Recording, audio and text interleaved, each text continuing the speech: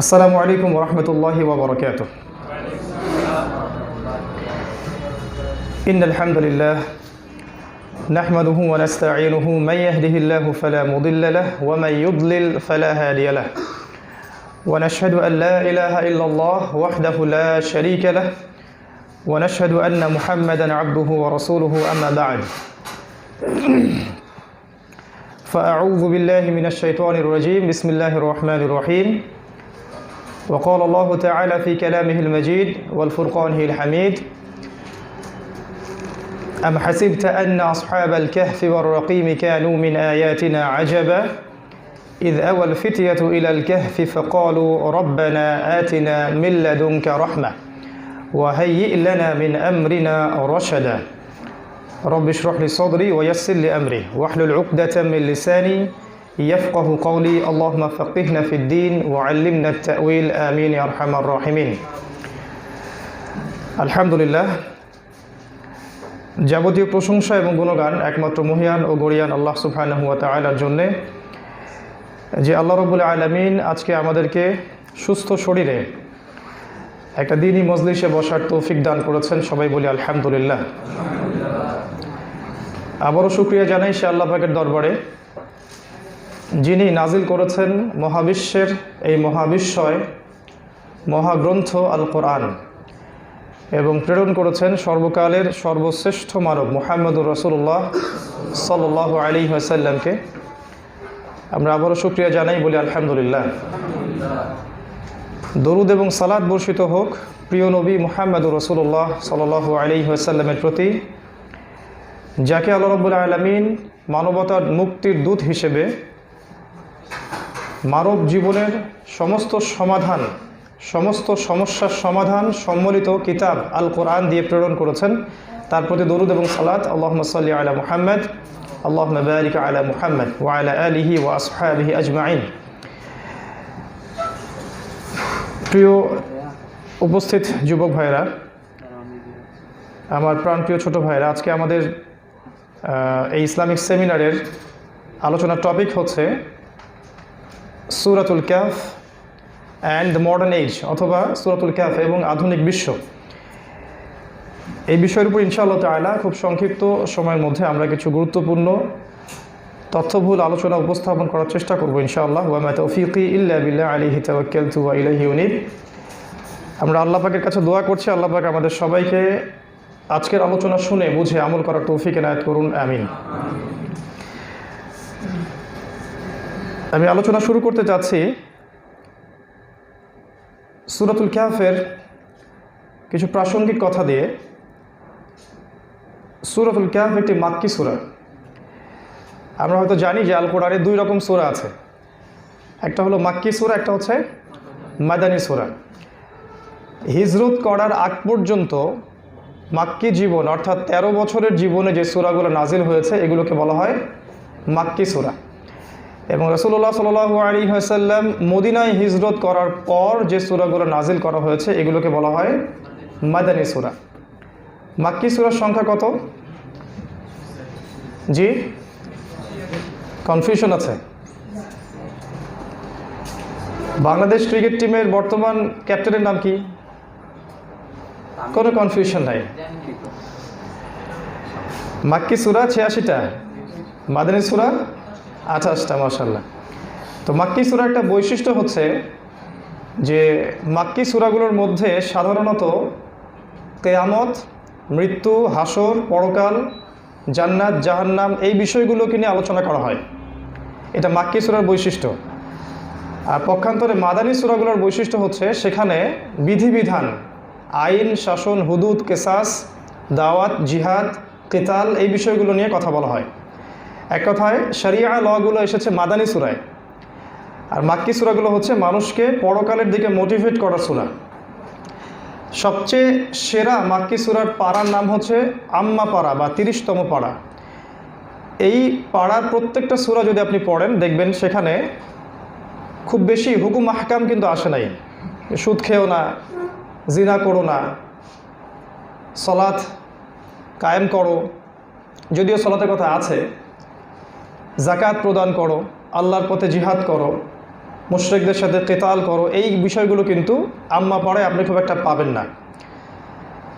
কিন্তু মাদানী সূরাগুলোর মধ্যে শরিয়ার ল, চুরি করলে চোরের হাত কেটে দাও, জিনা করলে বেত্রাঘাত করো, মদ পান করলে তার শাস্তি, সুদখোরদের শাস্তি, হ্যাঁ, সিয়ামের বিধান, জাকাতের বিধান, জিহাদের বিধান, এগুলো আছে মাদানী সূরাগুলোর মধ্যে।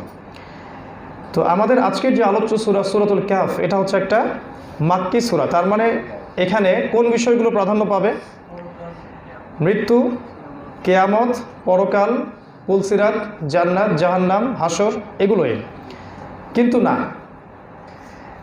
সূরাতুল কাহফ এমন একটা ব্যতিক্রম সূরা যেটা মাক্কি সূরা হওয়া সত্ত্বেও এখানে আরও অনেকগুলো বিষয় আল্লাহ পাক নাজিল করেছেন। ফর এক্সাম্পল, আমি আজকে নোট করছিলাম, আর নোট করতে করতে ক্লান্ত হচ্ছিলাম যে এটা নোট করে শেষ করা সম্ভব না। যেমন মাক্কি সূরা হওয়া সত্ত্বেও আপনি এখানে পাবেন ইয়াজুজ এবং মাজুজকে, এখানে পাবেন পৃথিবীর যে টাইম ফ্রেম, আমাদের যে টাইম ফ্রেমটাতে আমরা বাস করি, এই টাইম ফ্রেম ছাড়া আরও একটা টাইম ফ্রেম আছে, সেই টাইম ফ্রেমের হদিস আপনি এখানে পাবেন। এখানে আপনি শাতেমে রসুল অর্থাৎ রসুল্লাহ সাল্লাল্লাহু আলাইহি ওয়াসাল্লামকে অবমাননাকারী যারা এবং ইসলামকে নিয়ে কটাক্ষ যারা করে তাদের পরিণতি, এটাও এখানে পাবেন। মুমিনদের জান্নাতুল ফিরদাউসের যে ওয়াদা, এটা এখানে পাবেন।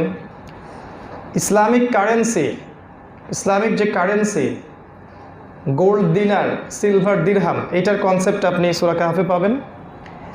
জ্ঞানতত্ত্ব, এপিস্টিমোলজি, আপনি যে জ্ঞান অর্জন করবেন এর মূল নীতিগুলো কী হবে, সেটাও এখানে পাবেন। দুনিয়ার জীবনের তুচ্ছতা, এই দুনিয়ার জীবনটা কত তুচ্ছ, এটা চমৎকার একটা গল্পের মাধ্যমে এই সূরার মধ্যে দেয়া আছে। আমল নামা, বিস্ময়কর একটা আমল নামার কথা এই সূরার মধ্যে আছে। ইনশা আল্লাহ, মাশা আল্লাহ, লা হাওলা ওয়ালা কুওয়াতা ইল্লা বিল্লাহ, এই কথাগুলো বলার গুরুত্ব এই সূরার মধ্যে আছে। কুকুর, কুকুরের কথা আছে সূরার মধ্যে, নিশ্চয়ই কোনো কারণ আছে। আল্লাহ পাক কোরআনে তো শব্দের অপচয় করবেন না, কোনো না কোনো কারণ তো আছেই। আজকে জানবো ইনশাআল্লাহ সেগুলো। আছে দাজ্জাল, শেষ জামানার সবচেয়ে বড় ফিতনা এবং তার থেকে বাঁচার উপায়, ইত্যাদি আর অনেক কিছুই এই সূরার মধ্যে আছে। এখানে আছে যুলকারনাইনের ঘটনা, আছে দুই বন্ধুর ঘটনা, আছে আসহাবুল কাহফের ঘটনা এবং নবী মুসা আলাইহিস সালাম এবং খিজির আলাইহিস সালাম তাদের ঘটনা। মাক্কি সূরা হওয়া সত্ত্বেও সূরাতুল কাহফ একটা বিস্ময়কর সূরা। আমাদের সবচেয়ে ইম্পর্ট্যান্ট জায়গা হচ্ছে এই যে এই একটা মাত্র সূরাকে রাসূলুল্লাহ সাল্লাল্লাহু আলাইহি ওয়াসাল্লাম শেষ জামানার সাথে সম্পৃক্ত করেছেন, অন্য কোনো সূরাকে করেন নাই। কিভাবে? নবী সাল্লাল্লাহু আলাইহি ওয়াসাল্লাম বলেছেন যে আল্লাহ রাব্বুল আলামিন যখন থেকে এই পৃথিবী সৃষ্টি করেছেন সেই দিন থেকে নিয়ে কিয়ামত পর্যন্ত মাসিহুদ দাজ্জালের চেয়ে বড় কোনো ফিতনা আসবে না। এটা রাসূল সাল্লাল্লাহু আলাইহি ওয়াসাল্লামের কথা। তিনি বলেছেন প্রত্যেক নবী, এমন কোনো নবী নাই যিনি তার কওমকে দাজ্জালের ফিতনা সম্পর্কে সতর্ক করেননি। এমনকি নূহ আলাইহিস সালাম পর্যন্ত তার কওমকে মাসিহুদ দাজ্জালের ফিতনা সম্পর্কে সতর্ক করেছিলেন। কিন্তু আমি তোমাদেরকে দাজ্জাল সম্পর্কে একটা অতিরিক্ত কথা বলতে চাই, যেটা অন্য কোনো নবী রাসূল বলেননি। সেটা হচ্ছে মাসিহুদ দাজ্জাল এক চোখে অন্ধ, আর তোমাদের রব আল্লাহ তিনি অন্ধ নন। তিনি মুহাম্মদ সাল্লাল্লাহু আলাইহি ওয়াসাল্লাম বলেছেন, আবু দাউদের মধ্যে আছে 4323 নম্বর হাদিসে, যে ব্যক্তি সূরাতুল কাহফ এর প্রথম 10টা আয়াত মুখস্থ করবে এবং তার উপর আমল করবে, আল্লাহ রাব্বুল আলামিন তাকে মাসিহুদ দাজ্জালের ফিতনা থেকেও বাঁচাবেন। সহিহ মুসলিমের 809 নম্বর হাদিসে আছে যে ব্যক্তি শেষ 10টা আয়াত মুখস্থ করবে সূরা কাহফের, তাকেও আল্লাহ পাক দাজ্জালের ফিতনা থেকে বাঁচাবেন। তো মাসিহুদ দাজ্জালের ফিতনা থেকে বাঁচাতে পারে এই একটা মাত্র সূরা, সূরাতুল কাহফ। আর দাজ্জাল কোন যুগের সবচেয়ে বড় ফিতনা? প্রথম যুগের, মধ্যযুগের না শেষ যুগের? শেষ যুগের। তাহলে বোঝা গেল যে সূরাতুল কাহফের সাথে দাজ্জালের এবং শেষ জামানার একটা সম্পর্ক আছে। সম্পর্কটা কোথায় এটা বুঝতে হলে আমাদেরকে সূরাটার গভীরে প্রবেশ করতে হবে। ইনশাআল্লাহ আজকে আমরা সেটা করব ইনশাআল্লাহ তাআলা। এবার আসছি মাসিহুদ দাজ্জালের টপিক থেকে আরেকটা টপিকে, যে এই সূরার কিছু ফজিলত, সূরাতুল কাহফের কিছু ফজিলত আছে। রাসূল সাল্লাল্লাহু আলাইহি ওয়াসাল্লাম বলেছেন, কোনো ব্যক্তি যদি জুমার দিনে সূরাতুল কাহফ তিলাওয়াত করে, তাহলে এক জুমা থেকে আরেক জুমা পর্যন্ত তার জীবনটাকে আল্লাহ পাক নূর বা আলো দিয়ে ভরে দিবেন। এই নূর বা আলো হচ্ছে ঈমানের নূর, ঈমানের আলো, যেটা তাকে কুফর থেকে বাঁচাবে ইনশাআল্লাহ, শিরক থেকে বাঁচাবে ইনশাআল্লাহ। নবী সাল্লাল্লাহু আলাইহি ওয়াসাল্লাম আরও বলেছেন যে কিয়ামতের মাঠে যখন মানুষ উঠবে, আমরা সবাই উঠব, তখন যারা নিয়মিত সূরাতুল কাহফ তিলাওয়াত করত এবং আমল করত, তাদের সামনে এই সূরাটা একটা স্পেশাল আলো প্রদান করবে, যেই আলো দিয়ে সেই ব্যক্তি পথ চলবে। কিয়ামতের মাঠে আল্লাহর দেয়া আলো ছাড়া কোনো আলো থাকবে না, আবার আল্লাহর দেয়া ছায়া ছাড়া কোনো ছায়া থাকবে না। আলো পাওয়ার বুদ্ধি হচ্ছে এইটা, সূরাতুল কাহফ তেলাওয়াত করা এবং আমল করা। আর ছায়া পাওয়ার উপায় কি? ছায়া পাওয়ার উপায় হচ্ছে নিজের যৌবনকাল আল্লাহর পথে উৎসর্গ করা। এটাও কিন্তু হাদিসে এসেছে, 7 শ্রেণীর মানুষকে আল্লাহ রাব্বুল আলামিন কিয়ামতের মাঠে তার আরশের ছায়ায় ছায়া দিবেন, যেই দিন ওই ছায়া ছাড়া অন্য কোনো ছায়া থাকবে না। তার মধ্যে প্রথম শ্রেণী হচ্ছে ন্যায়পরায়ণ বাদশা, যেটা এখনকার এই যুগে 0.0000001% পাওয়া যাবে না। দ্বিতীয় শ্রেণী হচ্ছে এমন যুবক যে তার যৌবনকালটা আল্লাহর ইবাদত করতে করতে কাটিয়ে দিয়েছে। ইনশাআল্লাহ শেষ জামানায় এই শ্রেণীর মানুষকে বেশি পাওয়া যাবে ইনশাআল্লাহ। তৃতীয় শ্রেণী হচ্ছে ওই ব্যক্তি যার হৃদয় বা অন্তর মসজিদের সাথে ঝুলন্ত থাকে, অর্থাৎ মসজিদের সাথে তার হৃদয়টা ঝুলন্ত থাকে, সে সলাতে যাওয়ার জন্যে ব্যতিব্যস্ত থাকে, এক ওয়াক্ত সলাত হয়ে গেলে পরের ওয়াক্তের জন্যে প্রিপারেশন নিতে থাকে। 4 নাম্বার, ওই যুবক, আবারও সেই যুবক যাকে কোনো সুন্দরী উচ্চ বংশের নারী খারাপ কাজ করার জন্য আহ্বান করে, যেটা এখন বেশি হয়ে থাকে, আর সেই যুবক বলে যে আমি আল্লাহকে ভয় করি, এই যুবক। 5ম শ্রেণী হচ্ছে ওই 2 ব্যক্তি যারা আল্লাহর জন্যই পরস্পরকে ভালোবাসে এবং আল্লাহর জন্যই পরস্পরকে বিচ্ছেদ ঘটায়। মানে একজন ব্যক্তি আল্লাহ তার রাসূলকে মেনে চলে, ভালোবাসি তাকে।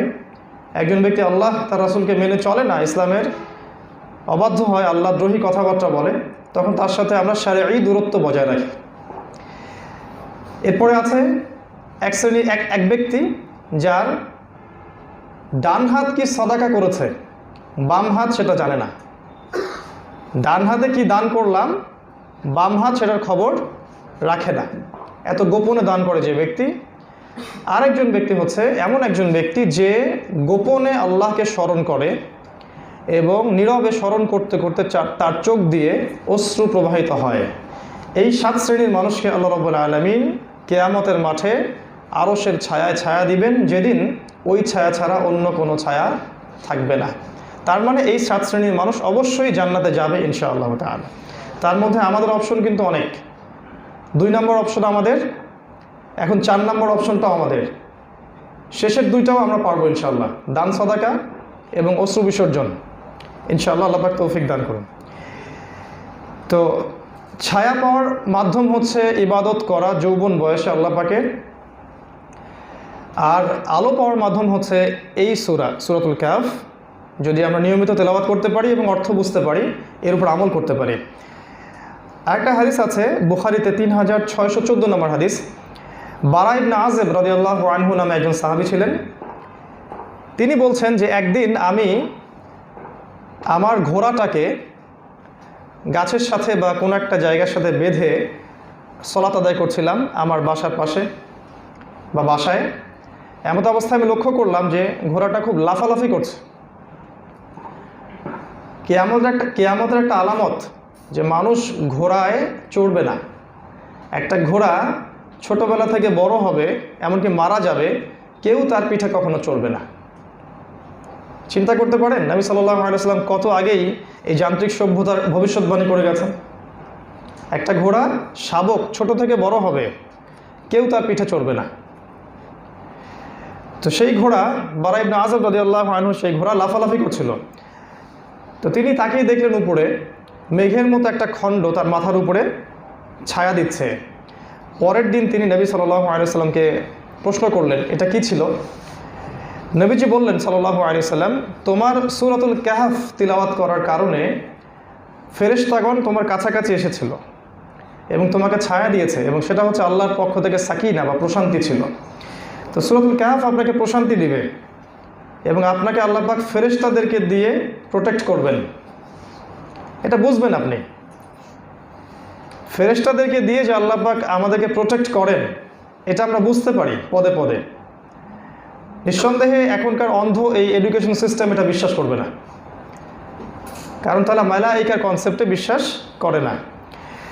যাই হোক, এরকম বেশ কিছু ফজিলত কিন্তু এই সূরার আছে। আপনি নূর পাবেন, আপনি দাজ্জালের ফিতনা থেকে বাঁচতে পারবেন, আপনার এক জুমা থেকে আরেক জুমা পর্যন্ত জীবনটা ইমানের আলো দিয়ে ভরে যাবে এবং আল্লাহর পক্ষ থেকে প্রশান্তি এবং সাকিনা নাজিল হবে। সবচেয়ে বড় পয়েন্টটা হচ্ছে আল্লাহ পাক আপনাকে এই সূরার বরকতে সবচেয়ে বড় ফিতনা মসিহুদ দাজ্জালের হাত থেকে বাঁচাবেন।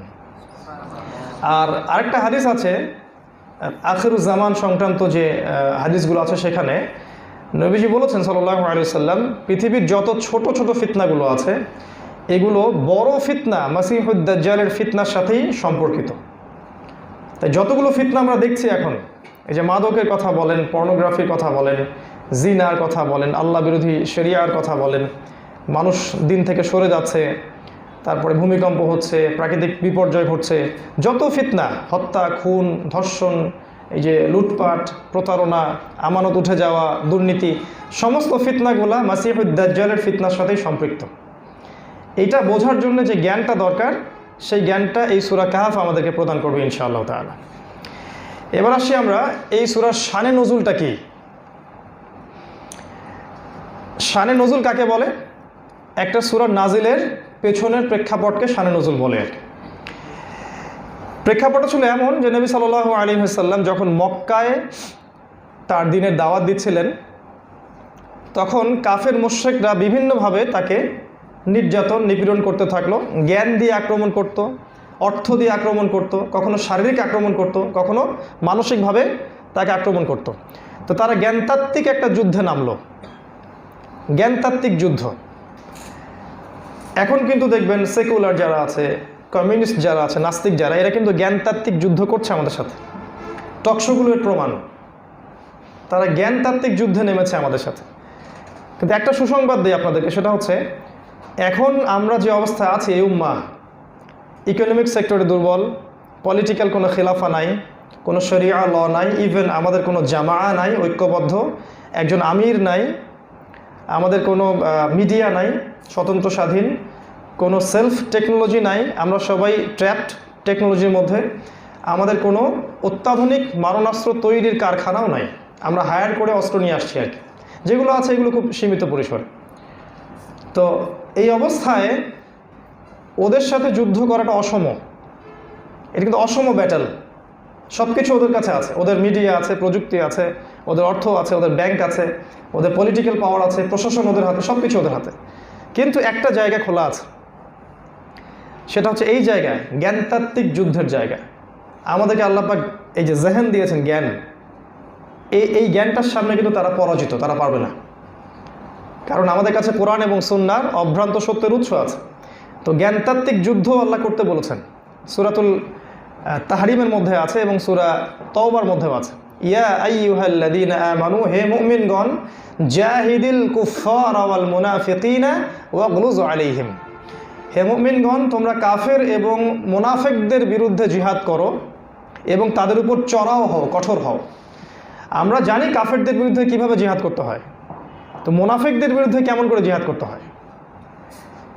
ওই যে মদিনায় যখন রাসূল সাল্লাল্লাহু আলাইহি ওয়াসাল্লাম দাওয়াত দিচ্ছিলেন, ইসলামী খেলাফা কায়েম হলো, তখন ওখানে আব্দুল্লাহ বিন উবাই তার অনুসারীরা ছিল না, মুনাফিক, ওদের বিরুদ্ধে কি নবীজি অস্ত্র ধরেছিলেন?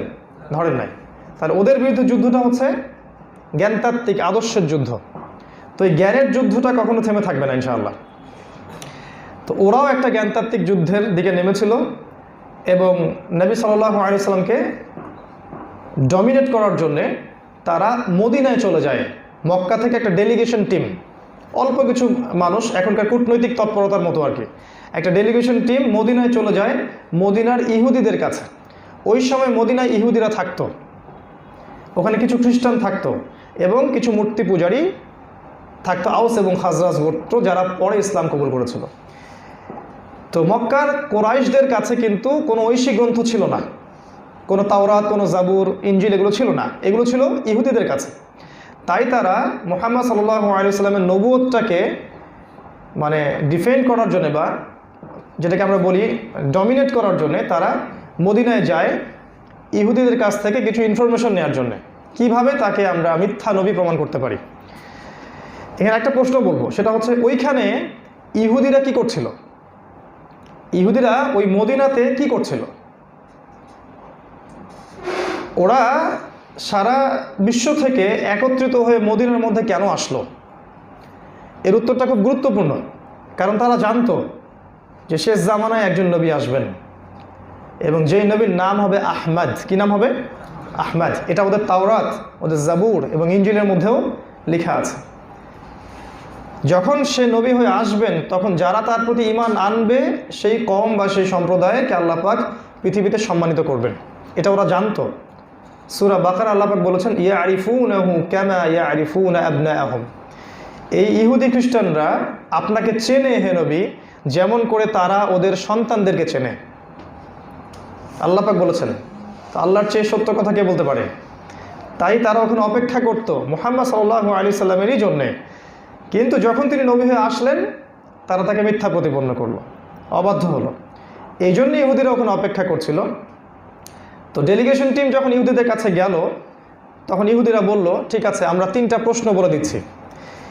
এই 3টা প্রশ্ন যদি সে ব্যক্তি দিতে পারে উত্তর, তাহলে কোনো সন্দেহ নাই সে ব্যক্তি একজন আল্লাহ প্রেরিত রাসূল। তারা জানতো এই 3টা প্রশ্নের উত্তর একজন নবী ছাড়া কারো পক্ষে দেওয়া সম্ভব না। প্রশ্ন নম্বর 1, আসহাবুল কাহফ বা গুহাবাসীর কি হয়েছিল? প্রশ্ন নম্বর 2, জুলকারনাইন বাদশার কি হয়েছিল, যে ব্যক্তি পৃথিবীর পূর্ব থেকে পশ্চিম ভ্রমণ করেছে এবং বিজয় করেছে। 3 নম্বর হচ্ছে রূহ কাকে বলে, আত্মা বা সৌল বা রূহ কাকে বলে। মুহাম্মদ সাল্লাল্লাহু আলাইহি ওয়াসাল্লামকে গিয়ে এই 3টা প্রশ্ন করবে, যদি সে উত্তর দিতে পারে কোনো সন্দেহ নাই সে ব্যক্তি একজন সত্য নবী, আর যদি উত্তর দিতে না পারে বুঝে নিবে সে ব্যক্তি একজন মিথ্যা, প্রতারক, কাযযাব, ভণ্ড। সিম্পল।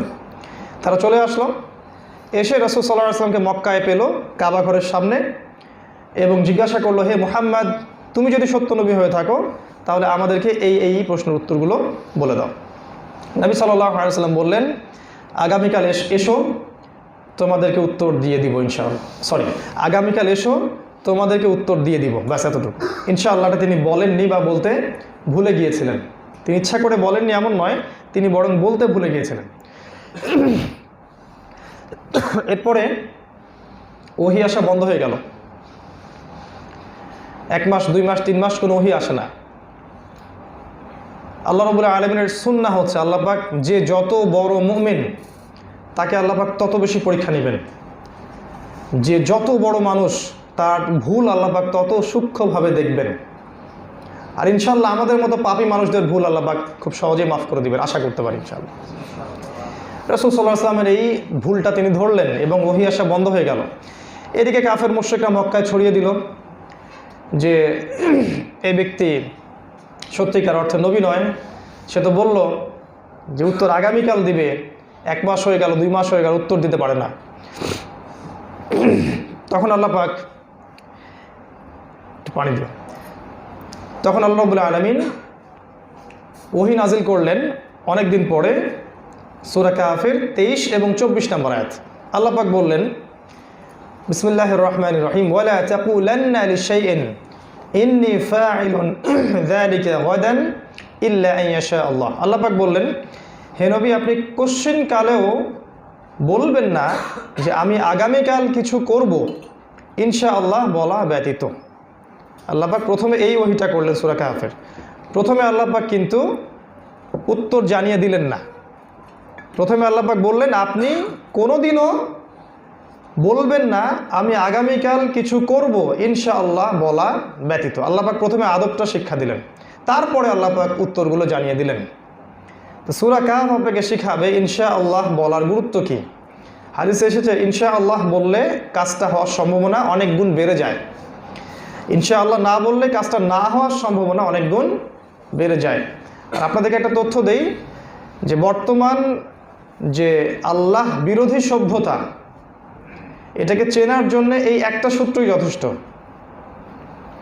আপনি খেয়াল করে দেখবেন বর্তমান আল্লাহ বিরোধী সভ্যতা, এই মিডিয়াগুলো, এই পেপার পত্রিকা বা এই গভর্নমেন্ট বা সোশ্যাল সিস্টেম বা প্রশাসন কখনোই তাদের কাজের শুরুতে ইনশাআল্লাহ বলবে না। দে উইল নেভার সে ইনশাআল্লাহ। তারা কখনো ইনশাআল্লাহ বলবে না, মাশা আল্লাহ বলবে না, সুবহানাল্লাহ আলহামদুলিল্লাহ, কথাগুলো তারা বলবে না। তারা মনে করে এই কথাগুলো হচ্ছে মৌলবাদীদের কথা, সাম্প্রদায়িক মানুষদের কথা, এবং যারা একটু আনসোশ্যাল, আমাদের সমাজের সাথে মিশতে চায় না, এড়িয়ে এড়িয়ে চলতে চায়, আনসোশ্যাল আনকালচারাল, এই মানুষদের কথা হচ্ছে এইগুলা। আমাদের কথা good bye, hello, how are you, tata, bye bye, এগুলো আমাদের কথা। তো আল্লাহ রাব্বুল আলামিন ইনশাআল্লাহ কথাটার ওয়াহি দিয়ে এই সূরাটা শুরু করলেন। হে নবী, কোশ্চেন কালে আপনি বলবেন না আমি আগামীকাল কিছু করব ইনশাআল্লাহ বলা ব্যতীত। এরপরে 3টা প্রশ্নের উত্তর আল্লাহ পাক জানিয়ে দিলেন।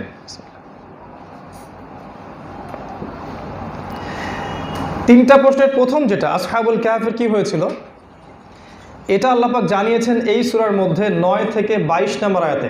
এগুলো নোট করতে পারেন।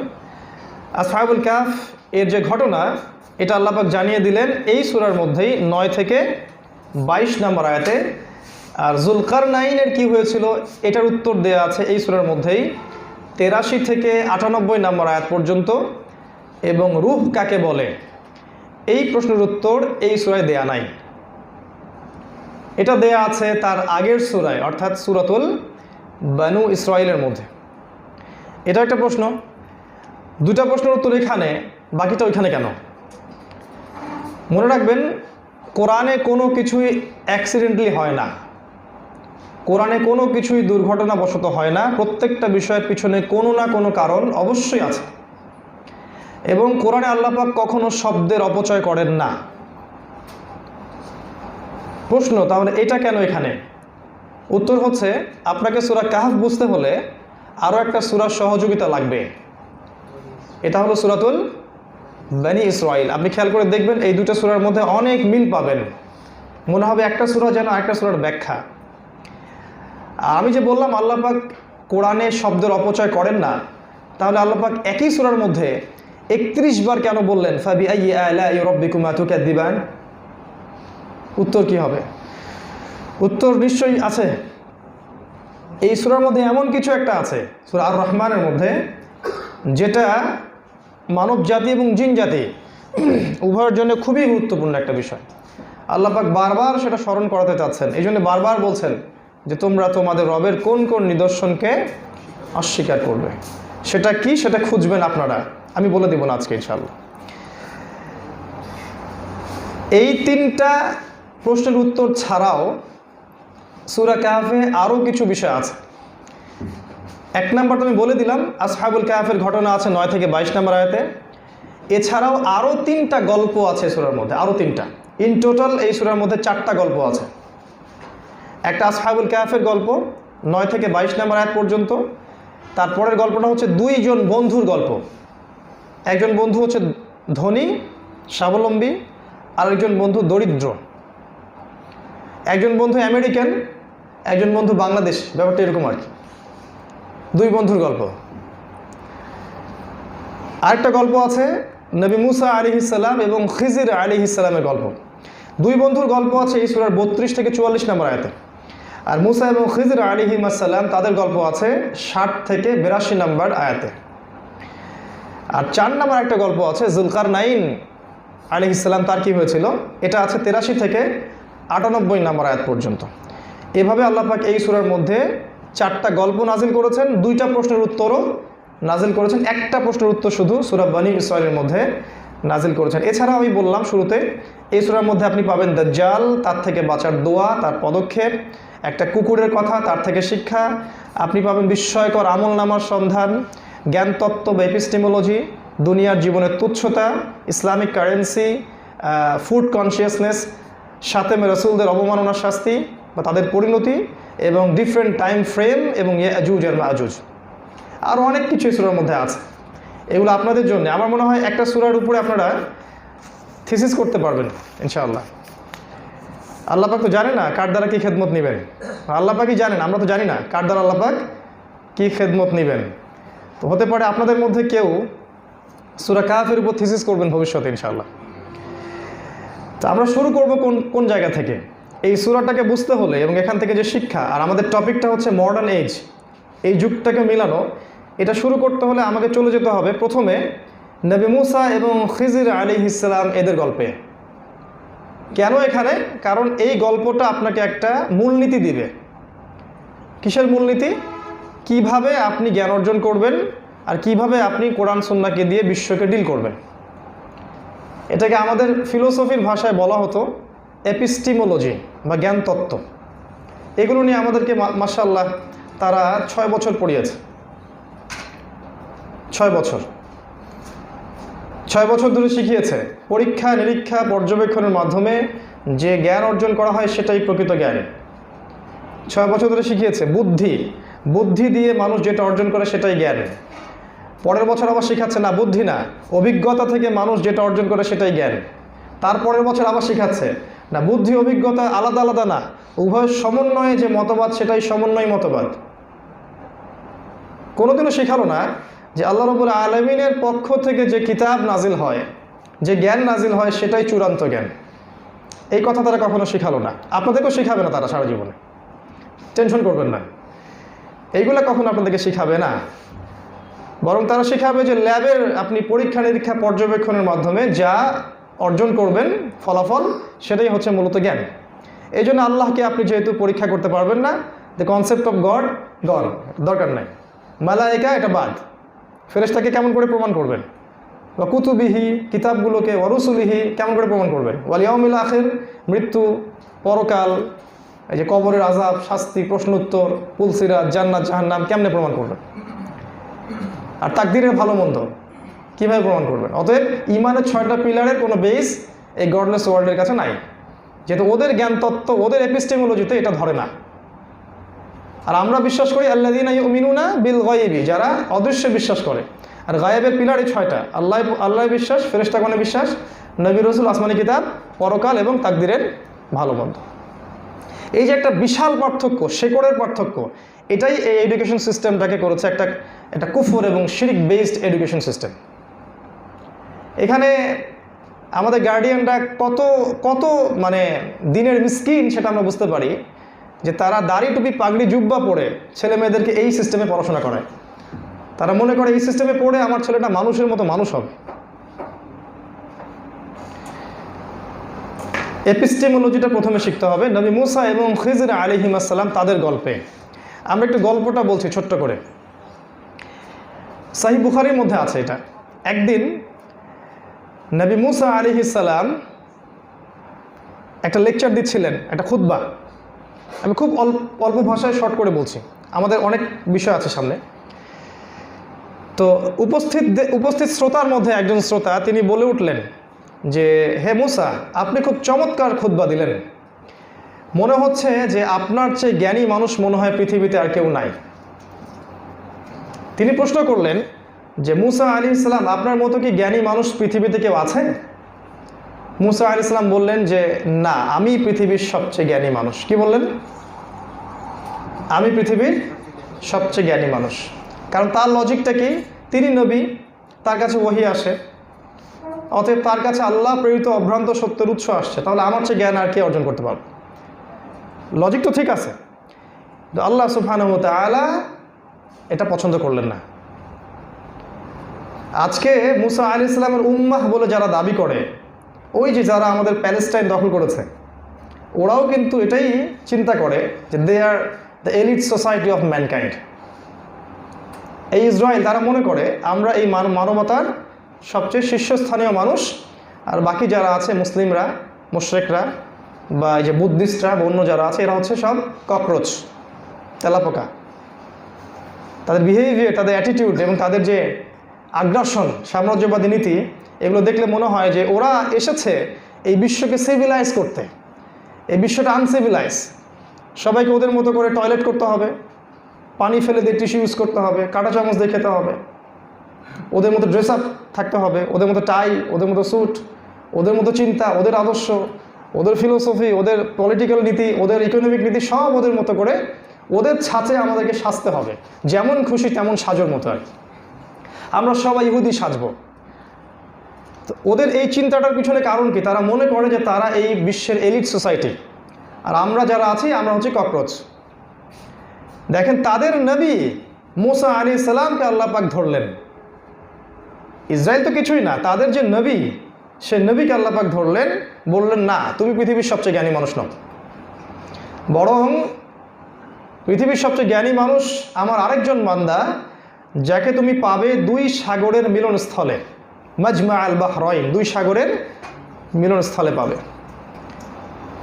তার নাম আল্লাহ পাক তাকে জানিয়ে দিয়েছিলেন, তার নাম হচ্ছে খিদির। খিদির মানে শ্যামল, সবুজ। হাদিস এসেছে যে যখন খিদির আলাইহিস সালাম কোনো জায়গায় বসতেন, সেই জায়গায় সবুজ ঘাস জন্মাত। অর্থাৎ তিনি যে রুক্ষ জ্ঞানহীন জায়গায় সফর করতেন, সেই জায়গাটা জ্ঞানের আলোয় শ্যামল হয়ে যেত। তো মুসা আলাইহিস সালাম তিনি বললেন, ঠিক আছে, আমি তার সাথে দেখা করতে চাই, আমি তার সাথে সফর করব, তার সাথে দেখা করব। এখানে একটা শিক্ষা আছে। মুসা আলাইহিস সালাম কিন্তু জ্ঞানের জন্য সফর করতে চেয়েছেন। তিনি কিন্তু বলেন নাই যে জ্ঞান আমার কাছে আসুক, তিনি জ্ঞানের কাছে যেতে চেয়েছেন। আজকে আপনারা যারা দিন শিখতে চান, অনেকে প্রশ্ন করেন অনলাইনে, মেসেঞ্জারে, আমার একটা নাসিহা হচ্ছে জ্ঞানের কাছে যেতে হবে, জ্ঞান আপনার কাছে আসবে না। একটা ঘটনা বলি, আমি আগেও বলেছি একটা জায়গায়, ইমাম মালিক রাহিমাহুল্লাহর ঘটনা।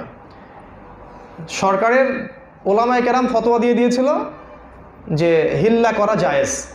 হিল্লা মানে হচ্ছে কোনো কারণে আপনি স্ত্রীকে তালাক দিয়ে ফেলেছেন, এখন ভালোবাসা জন্মাইছে, ফিরে নিতে হবে। কি পদ্ধতি? একজন আলেম বলে দিল যে আগে অন্য কারোর সাথে বিয়ে দেন, সে তার সাথে সেক্সুয়াল রিলেশনশিপ করবে, তারপর ছেড়ে দিবে, দেন আপনি আবার তাকে বিয়ে করে নেবেন। তো এই মহৎ কাজের জন্য কে আর পারফেক্ট? আমাকেই দায়িত্ব দেন। এরপর সে আলেমের নাম সারা জায়গায় ছড়িয়ে পড়লো এবং তার প্রতি রাতই বাসর রাত। কথা বুঝতে পারেন নাই? সবাই ফতোয়া দেওয়া শুরু করলো এটা জায়েজ। ইমাম মালিক রাহিমাহুল্লাহ বললেন না জায়েজ। এটাই হকপন্থীদের পরিচয়। সারা দুনিয়া একদিকে থাকলেও তারা হকের পথেই থাকবে। সরকার তাকে চিঠি দিল, এই যে বাগদাদে আসেন, গভর্নমেন্টের সাথে দেখা করেন, কী সব ফতোয়া দিচ্ছেন উল্টাপাল্টা। ইমাম মালিক রাহিমাহুল্লাহ চিঠির উল্টাপিঠে লিখলেন যে জ্ঞানের কাছে আসতে হয়, জ্ঞান কারো কাছে যায় না। সরকারকে চিঠি দিলেন, জ্ঞানের কাছে আসতে হয়, জ্ঞান কারো কাছে যায় না। তারপর সরকার তার পেটুয়া বাহিনী দিয়ে তাকে পিটাইতে পিটাইতে বাগদাদে নিয়ে গেলেন। এর চেয়ে বেশি কিছু তারা করতে পারে না, এতটুকুই।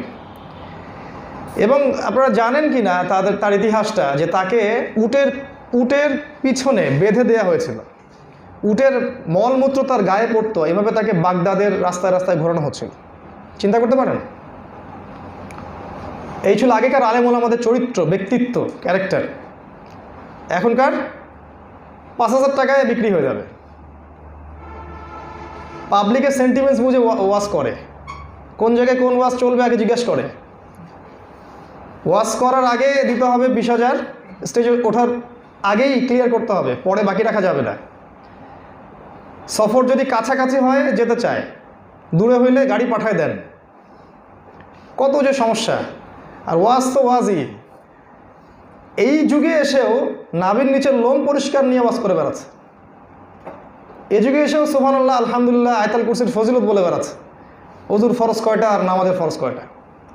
যখন উম্মাহ চারিদিক থেকে নির্যাতিত নিপীড়িত, যখন সবার একটাই পথ লড়ার শপথ, আর কোনো পথই নাই, তখন এইসব মাসআলা নিয়ে আমরা ব্যস্ত আছি। এই হলো ওলামায়ে কেরামের অবস্থা। ম্যাক্সিমাম, মোস্ট অফ দেম, আমি সবার কথা বলছি না, বাট মোস্ট অফ দেম, তারা দিনকে দুনিয়ার কাছে বিক্রি করে দিয়েছে। ইমাম মালিক রাহিমাহুল্লাহ তাদের আমল, ইমাম আবু হানিফা, শাফিঈ, আহমদ বিন হাম্বল, তাদের এই সিলসিলা ছিল না। ওই সময় তাকে মারা হচ্ছিল আর তিনি বলছিলেন, ইয়া আহলা বাগদাদ, হে বাগদাদের অধিবাসীরা, ইলামু, তোমরা জেনে রাখো, লা উজিজু নিকাহুল মুতা লা উজিজু হাদাল মাসআলা কত্তুন, আমি কোনোদিনও কোশ্চিনকালেও এই মাসআলাটাকে হালাল বা জায়েজ করতে পারলাম না। তিনি বলে গেলেন এই কথাটা। তো যাই হোক, তো মুসা আলাইহিস সালামের কথাই বলছিলাম। তিনি সফর করতে চাইলেন, জ্ঞানের জন্য সফর করতে হয়, এবং তিনি বললেন যে আমি সফর করব যদি আমাকে যুগ যুগ সফর করতে হয়। তার মানে তিনি ডিটারমাইন্ড ছিলেন, আমাকে শিখতেই হবে, জানতেই হবে, যদি যুগ যুগ ধরে সফর করতে হয় আমি সফর করব। এক সময় তিনি তাকে পেয়ে গেলেন। তার সাথে একজন সাথী ছিলেন, তার নাম হচ্ছে ইউশা বিন নুন। ইউশা বিন নুন মুসা আলাইহিস সালামের পরে নবী হয়েছিলেন। এই যুবককে সাথে নিয়ে তিনি সফর করলেন, অনেক দূর সফর করলেন। সফর করতে করতে এক জায়গায় তারা বিশ্রাম করছিলেন। আর আল্লাহ পাক বলেছিলেন, তোমাকে একটা মাছ দিলাম, মাছ, ফিশ। এই ফিশ বা মাছটা যখন তোমার থলো থেকে বের হয়ে মুভ করবে এবং পানিতে চলে যাবে, ওই জায়গায় তুমি আমার বান্দাকে পাবে। তো যখন তারা সাখরা বা পাথরের সাথে বিশ্রাম করছিলেন, তখন মাছটা কিন্তু লাফ দিয়ে পানিতে চলে যায়, কিন্তু তারা ওটা ধরতে পারেননি, বুঝতে পারেননি, খুব টায়ার্ড ছিলেন। এরপর যখন তাদের রেস্ট নেওয়া শেষ হয়ে গেল, মুসা আলাইহিস সালাম বললেন যে খাবার নিয়ে আসো, আমরা খুব টায়ার্ড। ইউশা বিন নুন খাবার নিয়ে আসলেন, তারা খাবার খেয়ে আবার অন্য একটা পথে চলা শুরু করলেন। এই পথে চলতে চলতে তিনি খুব ক্লান্ত বোধ করছিলেন। এতক্ষণ পর্যন্ত মুসা আলাইহিস সালাম ক্লান্তি বোধ করছিলেন না, এবার তিনি খুব ক্লান্ত বোধ করতে লাগলেন। তখন তার ডাউট হতে লাগলো যে আসলে পথটা মনে হয় ভুল। আপনার জীবনের চলার পথ যদি ভুল হয়, আপনি খুব সহজে ক্লান্ত হয়ে যাবেন। কথাটা মনে রাখবেন, আপনার জীবনের চলার পথটা যদি ভুল হয়, তাহলে আপনি খুব ইজিলি ক্লান্ত, হতাশ, হীনমন্যতায় ভুগবেন। এখনও যুব সমাজকে দেখেন না, জীবন চলার পথটা ভুল। কিন্তু আপনার জীবনে চলার পথ যদি হয় সঠিক ট্র্যাকে, আপনার 60-70 বছরে ক্লান্ত হবেন না। আমরা অনেক স্কলারকে দেখছি 60 বছর 70 বছর বয়স, বিশ্বের বিভিন্ন জায়গায় সফর করে বেড়াচ্ছে, কোনো ক্লান্তি নাই, ট্র্যাকটা ঠিক আছে। তিনি আবার ব্যাক করলেন। ওই সময় ইউশা বিন নুন বললেন যে আমরা তো মাছটাকে হারিয়ে ফেলছি, আমরা যখন রেস্ট নিচ্ছিলাম তখন মাছটা চলে গেছে। তিনি বললেন ওইটাই তো সেই জায়গা যার তালাশ আমরা করছিলাম, চলো আবার ব্যাক করতে হবে। তারা ব্যাক করে আবার সেই জায়গায় আসলেন, এসে দেখলেন সেখানে একজন ব্যক্তি বসে আছেন। কোনো বর্ণনা আসে তিনি শুয়ে আছেন চাদর মুড়ি দিয়ে। মুসা আলাইহিস সালাম বললেন আসসালামু আলাইকুম রহমতুল্লাহ। এবার খিজির আলাইহিস সালাম বললেন ওয়ালাইকুম আসসালাম রহমতুল্লাহ ওয়া বারাকাতুহু। এই জনমানব শূন্য জায়গায় সালাম কোত্থেকে আসলো? মুসা আলাইহিস সালাম বললেন আমি মুসা। খিজির আলাইহিস সালাম বললেন তুমি কি বনু ইসরাইলের মুসা? তুমি কি বনু ইসরাইলের মুসা? মানে খিজির আলাইহিস সালাম বনু ইসরাইলের কেউ ছিলেন না। পৃথিবীর সবচেয়ে জ্ঞানী মানুষ ইসরায়েলাইজড কোনো পিপল না, তিনি অন্য কেউ। তাই ওদের শিক্ষা নেওয়া উচিত যে তারা পৃথিবীর এলিট সোসাইটি না, এলিট সোসাইটি অন্য কেউ, যার কাছে এমন জ্ঞান আছে যেটা মুসা আলাইহিস সালামের কাছে ছিল না। তো মুসা আলাইহিস সালাম বললেন যে আমি শুনেছি যে আপনি পৃথিবীর সবচেয়ে জ্ঞানী মানুষ, আল্লাহ পাক আপনাকে জ্ঞান দিয়েছেন। আমি খুব শর্টলি বলছি, আয়াতগুলো পড়লে অনেক সময় লেগে যাবে। তো মুসা আলাইহিস সালামকে বলা হলো, মুসা আলাইহিস সালাম বললেন আমি আপনার সাথে থাকতে চাই, আমি আপনার সাথে সফর করতে চাই, থাকতে চাই, এবং আল্লাহ পাক আপনাকে যে জ্ঞান দিয়েছেন সেখান থেকে আমি শিখতে চাই। এবার খিজির আলাইহিস সালাম বললেন ইন্নাকা লান তাস্তাতিআ মাইয়া সাবরা, তুমি আমার সাথে ধৈর্য ধরতে পারবে না। কি রিপ্লাই টিচারের! স্টুডেন্টকে দেখেই বলছে তুমি আমার সাথে ধৈর্য ধরতে পারবে না। কত প্রজ্ঞাবান টিচার! মুসা আলাইহিস সালাম বললেন যে সাতাজিদুনি ইনশাআল্লাহু মিনাস সাবিরিন, ইনশাআল্লাহ আপনি আমাকে ধৈর্যশীল পাবেন। ওই যে ইনশাআল্লাহ একটা বরকত আছে, সম্মান আছে। ঠিক আছে, থাকো আমার সাথে, তবে কোনো প্রশ্ন করতে পারবে না, কোনো প্রশ্ন করতে পারবে না যতক্ষণ না আমি তোমাকে কিছু জানাচ্ছি। যতক্ষণ কোনো ঘটনার কারণটা আমি তোমাকে না জানিয়ে দিব, ততক্ষণ পর্যন্ত তুমি কোনো প্রশ্ন করতে পারবে না। এটা কেমন শর্ত? স্টুডেন্টকে শর্ত দিচ্ছেন টিচার, তুমি কোনো প্রশ্ন করতে পারবে না। তো মুসা আলাইহিস সালাম বললেন ঠিক আছে, কোনো সমস্যা নাই, চলেন। এরপরে ফানতালাকা, তারা চলতে শুরু করলেন। চলতে চলতে 3টা ঘটনা ঘটলো। একটা ঘটনা হচ্ছে তারা নৌকায় নদী পার হচ্ছেন, আর নৌকার মাঝিটা খুব দরিদ্র ছিল, এবং এই মাঝি তাদের কাছে কোনো ফিজও নেয় নাই, কোনো ভাড়া নেয় নাই, ফ্রি অফ কস্ট তাদেরকে নৌকা পার করাচ্ছে।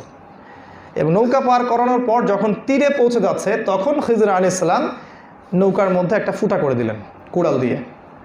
এই দৃশ্যটা দেখে মুসা আলাইহিস সালাম বললেন যে আপনি কি করলেন? লাকাদ জি'তা শাইআন ইমরা, আপনি কিন্তু একটা জঘন্য একটা নোংরা কাজ করলেন।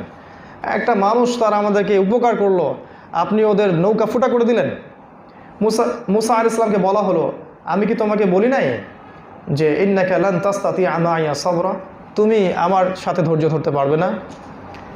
তখন মুসা আলাইহিস সালাম বললেন যে লা তুআখিযনি বিমা নাসিত, আমি যেটা ভুলে গেছি এটা নিয়ে আমাকে আর আপনি আমার ভুল ধরিয়েন না। ওয়ালা তুরহিকনি মিন আমরি উসরা, আমার এই জ্ঞান চলার পথের যে কাজটা এটাকে কঠিন করে দিয়েন না, আর মাফ করে দেন এবারের মতো আর কি। ফানতালাকা, তারা আবার হাঁটতে শুরু করলেন। এবার খিদর আলাইহিস সালাম একটা বাচ্চাকে পেলেন। বাচ্চাকে পেয়ে হাত্তা ইদা লাকিয়া গুলামান ফাকাতালাহ, এবার বাচ্চাটাকে পেয়ে তিনি তাকে হত্যা করলেন। শিশু, নিষ্পাপ শিশু, তিনি তাকে হত্যা করলেন। এটা দেখে মুসা আলাইহিস সালাম রিয়াকশন কেমন হতে পারে? তিনি বললেন যে ক্বালা আকাতালতা নাফসান যাকিয়াতান বিগাইরি নাফস, আপনি কি মানে নিষ্পাপ একটা প্রাণকে হত্যা করলেন? লাকাদ জি'তা শাইআন নুকরা, আপনি এটা আরও জঘন্য কাজ করেছেন। এবার খিদর আলাইহিস সালাম বললেন ক্বালা আলাম আকুল লাক, আমি কি তোমাকে বলিনি ইন্নাকা লান তাসতাতিআ মাইয়া সাবরা, তুমি আমার সাথে ধৈর্য ধরতে পারবে না। কল, তিনি বললেন মুসা আলাইহিস সালাম, ইন সাআলতুকা আন শাইইন বা'দাহা, এরপর যদি আমি আর একটা প্রশ্ন করি, ফালা তুসাহিবনি, আমাকে আর আপনার সাথে নিয়েন না। কদ বালাগতা মিন লাদুন্নি উযরা, আমার ওযর আপত্তি সর্বোচ্চ চূড়া পর্যন্ত পৌঁছে গেছে, আর আমি ওযর দিতে পারবো না, লাস্ট চান্স। তারা সফর করতে থাকলেন। এবার তারা একটা গ্রামে প্রবেশ করলেন এবং গ্রামে মেহমানদারি চাইলেন, গ্রামের মানুষগুলোর কাছে মেহমানদারি চাইলেন, কিন্তু কোনো গ্রামের মানুষ পানি খাবার কিছুই দিল না। অনেকটা আমাদের এখনকার নিউ ইয়র্কের মতো আর কি, পশ্চিমা সভ্যতার দেশগুলোর মতো, মেহমান বাসায় গেলে বিরক্ত হয়। এই সুন্নাটা আমাদের ঢাকা শহরেও চলে আসছে, তাই না? মেহমান বিরক্ত হয় যে কোন ঝামেলায় পড়লাম। আর আল্লাহ রসুল বলেছেন, যার মধ্যে যে ব্যক্তি আল্লাহ এবং পরকালে বিশ্বাস করে তার উচিত মেহমানকে কি করা? সম্মান করা। তো যাই হোক, তারা মেহমানদারি করলো না, উল্টা খিদর আলাইহিস সালাম দেখলেন তাদের একটা দেয়াল, বাসার একটা দেয়াল পড়ে গেছে। খিদর আলাইহিস সালাম এবার সেই নিজের হাতে সেই দেয়ালটাকে গড়ে দেওয়ার চেষ্টা করলেন এবং এক পর্যায়ে দেয়ালটা আগের শেপে চলে আসলো। এই দৃশ্যটা দেখে মুসা আলাইহিস সালাম বললেন যে লাউ শি'তা লাত্তাখাযতা আলাইহি আজরা, আপনি যদি চাইতেন তাহলে তো তাদের কাছ থেকে কিছু পারিশ্রমিক নিতে পারতেন, এটা তো আপনার হক, আপনি পরিশ্রম করলেন, পারিশ্রমিক নিতে পারতেন, মজুরি। তিনি বললেন হাযা ফিরাকু বাইনি ওয়া বাইনাক, এটাই হচ্ছে তোমার এবং আমার মধ্যে ফিরাক বা পার্থক্য, শেষ। তোমার আমার জ্ঞান অন্বেষণের চলার পথ এখানেই সমাপ্ত।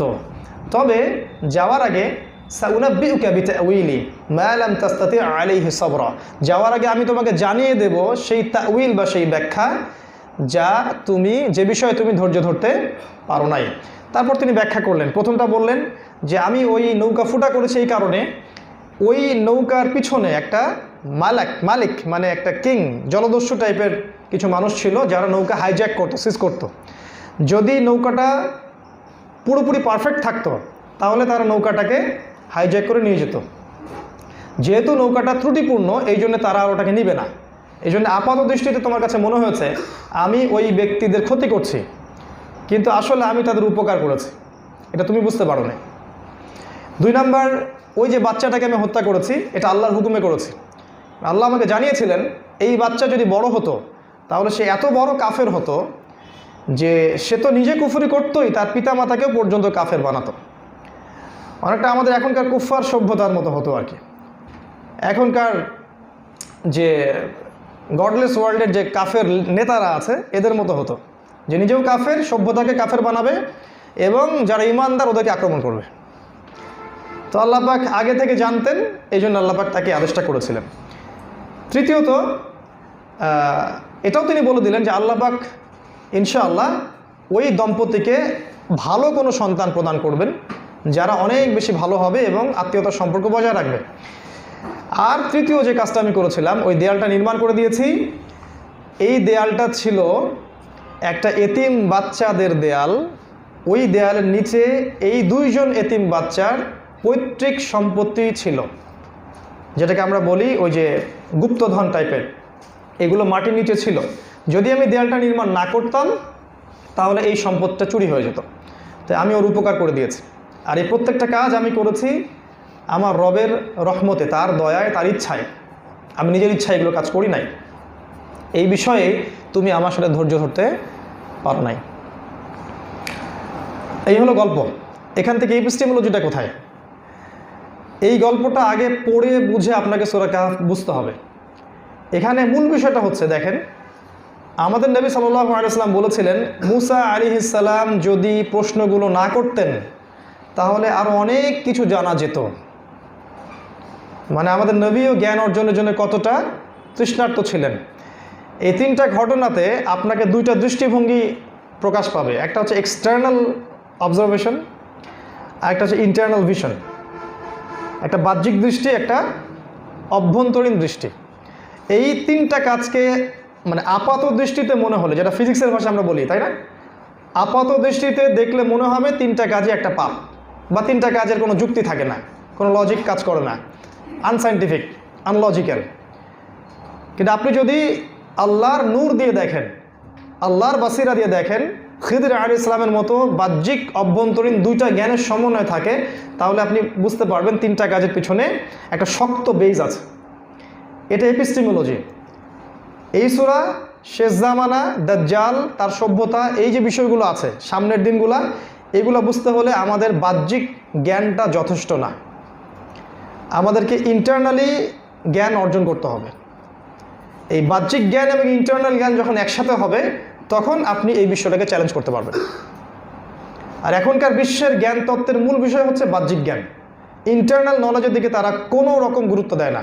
ইভেন আমাদের scholarship of Islam, Islamic scholarship যারা আছেন, তারাও ইন্টারনাল জ্ঞানের প্রতি গুরুত্ব দিচ্ছেন না। তারাও টেক্সট বুক, কোরআন হাদিস text book, cut paste, Protestant ভার্সনে পড়ছেন। তাউইল, ব্যাখ্যা, ইন্টারপ্রিটেশন এবং এটা দিয়ে বিশ্বকে চ্যালেঞ্জ করা বা ব্যাখ্যা করা, এটা কাজ তারা করতে চাচ্ছেন না। একটা হাদিস তারা পড়ছেন, মাসিহুদ দাজ্জাল এমন গাধার উপরে ফ্লাই করবে যে গাধা উড়বে আকাশে।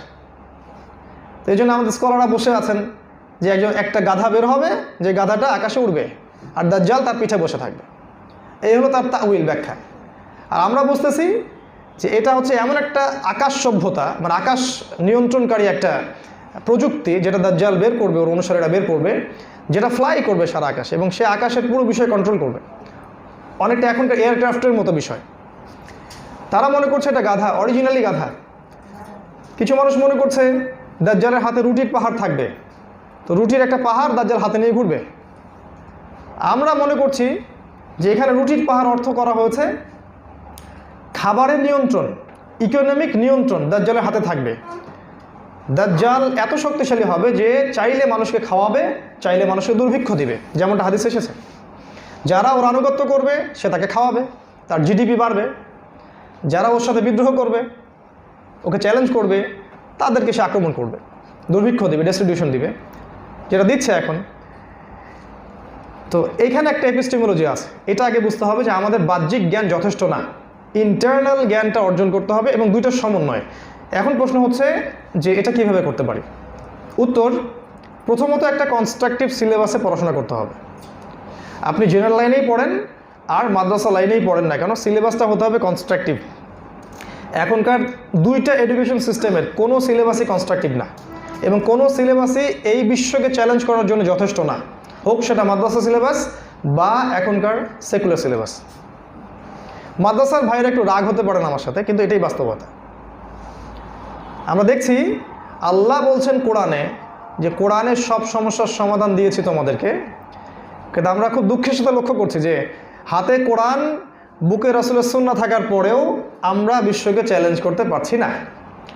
আমরা বিশ্বের পলিটিক্যাল সিস্টেমকে চ্যালেঞ্জ করতে পারলাম না, আমরা জাতিসংঘকে চ্যালেঞ্জ করতে পারছি না, আমরা IMFকে চ্যালেঞ্জ করতে পারছি না, ওয়ার্ল্ড ব্যাংককে চ্যালেঞ্জ করতে পারছি না, আমরা ওদের মিডিয়া, প্রযুক্তি, সংস্কৃতিকে চ্যালেঞ্জ করতে পারছি না, ওদের ইকোনমিক সিস্টেমকে চ্যালেঞ্জ করতে পারছি না, এবং ওদের যে আগ্রাসন ইসলামের বিরুদ্ধে, প্রতিটা সেক্টরে ওরা যে ইসলামকে আক্রমণ করছে, আমরা কিন্তু চ্যালেঞ্জ করে রুখে দিতে পারছি না। যদিও বা আমাদের হাতে কোরআন এবং সুন্নাহ আছে, যতটুকু পারছি এটা খুব সীমিত পরিসর। কিন্তু যদি সত্যিকার অর্থেই পারতাম তাহলে আমাদেরকে এখন খেলাফার জন্য চেষ্টা করতে হতো। যাই হোক, কিভাবে অর্জন করবেন? আপনি জেনারেল লাইনেই পড়েন বা মাদ্রাসা লাইনেই পড়েন, কয়েকটা সাবজেক্ট আগে আপনাকে ভালো করে পড়তে হবে। 1 নম্বর আল কোরআন, অনলি কোরআন আপনাকে সার্ভাইভ করাতে পারে এই যুগে। 2 নম্বর রাসূলের হাদিস, 3 নম্বর সিরা, রাসূল সাল্লাল্লাহু আলাইহি ওয়াসাল্লামের জীবনী, 4 নম্বর ইসলামের ইতিহাস, হিস্ট্রি না জানলে সমস্যা আছে। 5 নম্বর হচ্ছে ওয়ার্ল্ড হিস্ট্রি, বিশ্বের ইতিহাস। 6 নম্বর ইকোনমিক্স এবং স্পেশালি ইসলামিক ইকোনমিক্স। 7 নম্বর জিওপলিটিক্স, যেটা আপনারা পড়েন মোটামুটি, জিওপলিটিক্স বিশ্ব ভূ রাজনৈতিক যে তত্ত্ব, এটা আপনারা পড়েন মোটামুটি সবাই। আরেকটা বলবো সেটা হলো ফিলোসফি, দর্শন জানতে হবে। এটা কোনো সেকুলার সাবজেক্ট না, এটা ইসলামিক সাবজেক্ট। ইসলামিক দর্শন ছিল এক সময়। ইমাম গাজালির ভিতরে যে পরিমাণ দূরদর্শিতা ছিল এটা আমার মধ্যে নাই তো। হ্যাঁ, অনেকে তার নামে বিকৃত করে অনেক কিছু করেছে, সেটা অন্য বিষয়। সালফে সালেহিনের মধ্যে যে দূরদর্শিতা ছিল এটা কিন্তু আমার মধ্যে নাই। উমর ইবনুল খাত্তাব সেই 1400 বছর আগে বলছেন যে যখন 3টা বিষয়ে সমাজে দেখা দিবে তখন ইসলাম ধ্বংস হয়ে যাবে: আলেমের পদস্খলন, রাষ্ট্রনেতার পদস্খলন, এবং মুনাফিকরা কোরআন নিয়ে বিতর্ক করবে মুসলিমদের সাথে। এতদিন আগে তারা এগুলো কথা কেমন করে বলতে পারে? অন্তর্দৃষ্টি, দূরদর্শিতা, এই সাবজেক্টগুলো পড়তে হবে। এর সাথে আপনাকে ইন্টারনাল নূর, বাসিরা এবং প্রজ্ঞা অর্জন করতে হবে, যেটা আপনি মার্কেটে কিনতে পারবেন না। এটা আল্লাহর কাছে চেয়ে নিতে হবে। আল্লাহ পাক কাকে এটা দিবেন?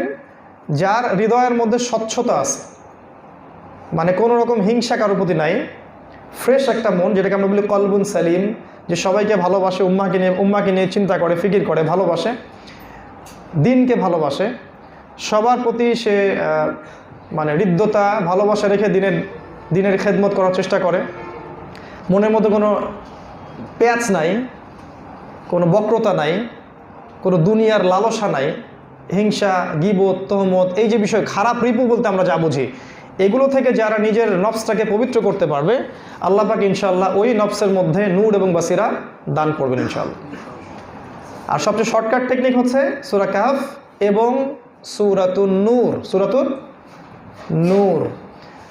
সূরা নূরের মধ্যে আপনি পড়বেন, অনেক আদেশ নিষেধ আছে। এই প্রতিটা কাজ আপনাকে নূর অর্জন করতে সাহায্য করবে। অনেকে বলে নূর কেমন করে অর্জন করা যায়? এটা অর্জন করা যায় না, এটা আল্লাহর কাছে চেয়ে নিতে হয়। তবে কিছু পলিসি আছে, তার মধ্যে সূরা নূর অন্যতম। যদি সূরা নূরের উপর কেউ আমল করতে পারে এবং সূরা কাহফের উপর আমল করতে পারে, আর নিজের হৃদয়টাকে এই ধরনের খারাপ প্রবৃত্তি থেকে দূরে রাখতে পারে, ইনশাআল্লাহ তাআলা তার হৃদয়ের মধ্যে আল্লাহ পাক নূর দান করবেন। এই নূর কিন্তু আল্লাহর নূর, আর আল্লাহর নূর যার ভিতরে আছে সে 8-10টা বিষয়কে যেমন করে দেখবে অন্যরা সেভাবে দেখতে পারবে না। তার দৃষ্টিভঙ্গি হবে খিজিরের মতো, আর অন্য মানুষের দৃষ্টিভঙ্গি হবে মুসা আলাইহিস সালামের মতো। এই গল্পের কথা বলছি। সবাই বাহ্যিক দৃষ্টিতে দেখবে, কিন্তু খিজির আলাইহিস সালামের কাছে 2টা জ্ঞানই ছিল, ভিতরেরটা, বাইরেরটা। তার দৃষ্টিভঙ্গি অনেক দূর পর্যন্ত। ওই জলদস্যু আসছে, আমরা বলছি অনেকদিন থেকে মালহামা আসছে, নিউক্লিয়ার যুদ্ধ আসছে, একদম নকিং অ্যাট দ্য ডোর। যে কোনো সালেই, ও 25, 26, 30, যে কোনো সালে ওয়ার্ল্ডে ম্যাসাকার একটা মালহামা, মহাযুদ্ধ শুরু হবে। অলরেডি সেটা শুরু হয়ে গেছে, এটা আরও এক্সপ্যান্ড করবে। আমরা বলেছি অনেক আগেই, ইসরায়েলের রাষ্ট্রের যে আয়তন সেটা দিন দিন বাড়তে থাকবে এবং আরব বিশ্বের সমস্ত রাষ্ট্রকে সে তার অনুগত করে ফেলবে, ইনক্লুডিং আমাদের আমিরুল মুমিনিনের দেশ, আমাদের আমিরুল মুমিনিন মোহাম্মদ বিন সালমান, তার দেশ সৌদি আরবিয়া। কিছু মানুষ মনে করে যে এই ব্যক্তি আমিরুল মুমিনিন, মানে এর তাকলিদ করতে করতে, এর মানে অন্ধ ভক্তি প্রদর্শন করতে করতে নিজের বিবেকটা নষ্ট করে ফেলছে। কিছু মানুষ মনে করে কাতার, কুয়েত, আবুধাবি, গলফ কান্ট্রিগুলো হচ্ছে ইসলামিক কান্ট্রি। আর আমরা আগেই বলেছি এরা ইসরায়েলের কাছে বিক্রি হয়ে গেছে, এরা আমেরিকান সভ্যতার কাছে বিক্রি হয়ে গেছে। ইমান সেখানে না, ইমান খোরাসানে আছে। এই তালেবানদের কাছে ইমান আছে, এদের কাছে ইমান আছে। যারা শেষ পর্যন্ত মাথা নত করে নাই, জালেমের বিরুদ্ধে যুদ্ধ করেই গেছে এবং বলেছে যে আমাদের একটা সৈন্য যতদিন পর্যন্ত জীবিত থাকবে আমরা হাঁটু গেড়ে দিব না, ইমান এখানে আছে। আমরা বলেছি অনেক আগেই যে ইসরায়েল এই পুরো জায়গাটাকে নিয়ন্ত্রণ করবে, সেটা করছে। আমরা বলেছি সামনের দিনগুলোতে জনসংখ্যা কমে আসবে, দেখেন জনসংখ্যা কমে আসছে। নারীদের যে সংখ্যা সেটা এত বেশি বাড়তে থাকবে, এটা আপনার কল্পনার বাইরে। মহামারী যেটা চলছে এর চেয়ে বড় বড় মহামারী আসবে আমরা বলেছিলাম, এবং এর মধ্যে ম্যানুফ্যাকচার্ড অনেক মহামারীও আসবে, যেটা মানুষের সৃষ্টি করা ভাইরাস। অনেক আগেই আমরা বলেছি যে ইমামুল মাহদি যখন আসবেন তখন এক শ্রেণীর মানুষ যারা দ্বীন ইসলামকে ধরে রাখবে শেষ পর্যন্ত, এরা তার সাথে যুক্ত হয়ে আবারও সেই জেরুজালেম ইহুদিদের হাত থেকে মুক্ত করবে ইনশাআল্লাহ। এই কথাগুলো অনেকের কাছে মনে হতে পারে, যাদের এক্সটার্নাল ভিশন দিয়ে তারা দেখে বিশ্বটাকে, তারা মনে করবে এগুলো হচ্ছে পাগলের প্রলাপ, এগুলো কখনো হবে না। বরং আমরা 2050 ভিশন 2030 2050-তে যাব। ভিশন 2050 না, আপনার 2030 পর্যন্ত এইসব রাষ্ট্রগুলো থাকবে কিনা তার কোনো গ্যারান্টি নাই। এছাড়াও আছে আল্লাহ প্রদত্ত প্রাকৃতিক আযাব, ভূমিকম্প, ঝড়, মহামারী, জলোচ্ছ্বাস, এগুলো আসতে থাকবে একটার পর একটা। নবীজি বলেছেন এমনভাবে আসবে, একটা মালাকে ছিঁড়ে ফেললে পুঁথিগুলো যেমন করে পড়তে থাকে এইভাবে ফিতনাগুলো আসতে থাকবে। আমরা বলছি টাইম কম, তারা বলছে টাইম এখনও পড়ে আছে 1000 বছর। ইভেন আমাদের স্কলারশিপ অফ ইসলাম তাদেরও এসব নিয়ে ফিকির নাই।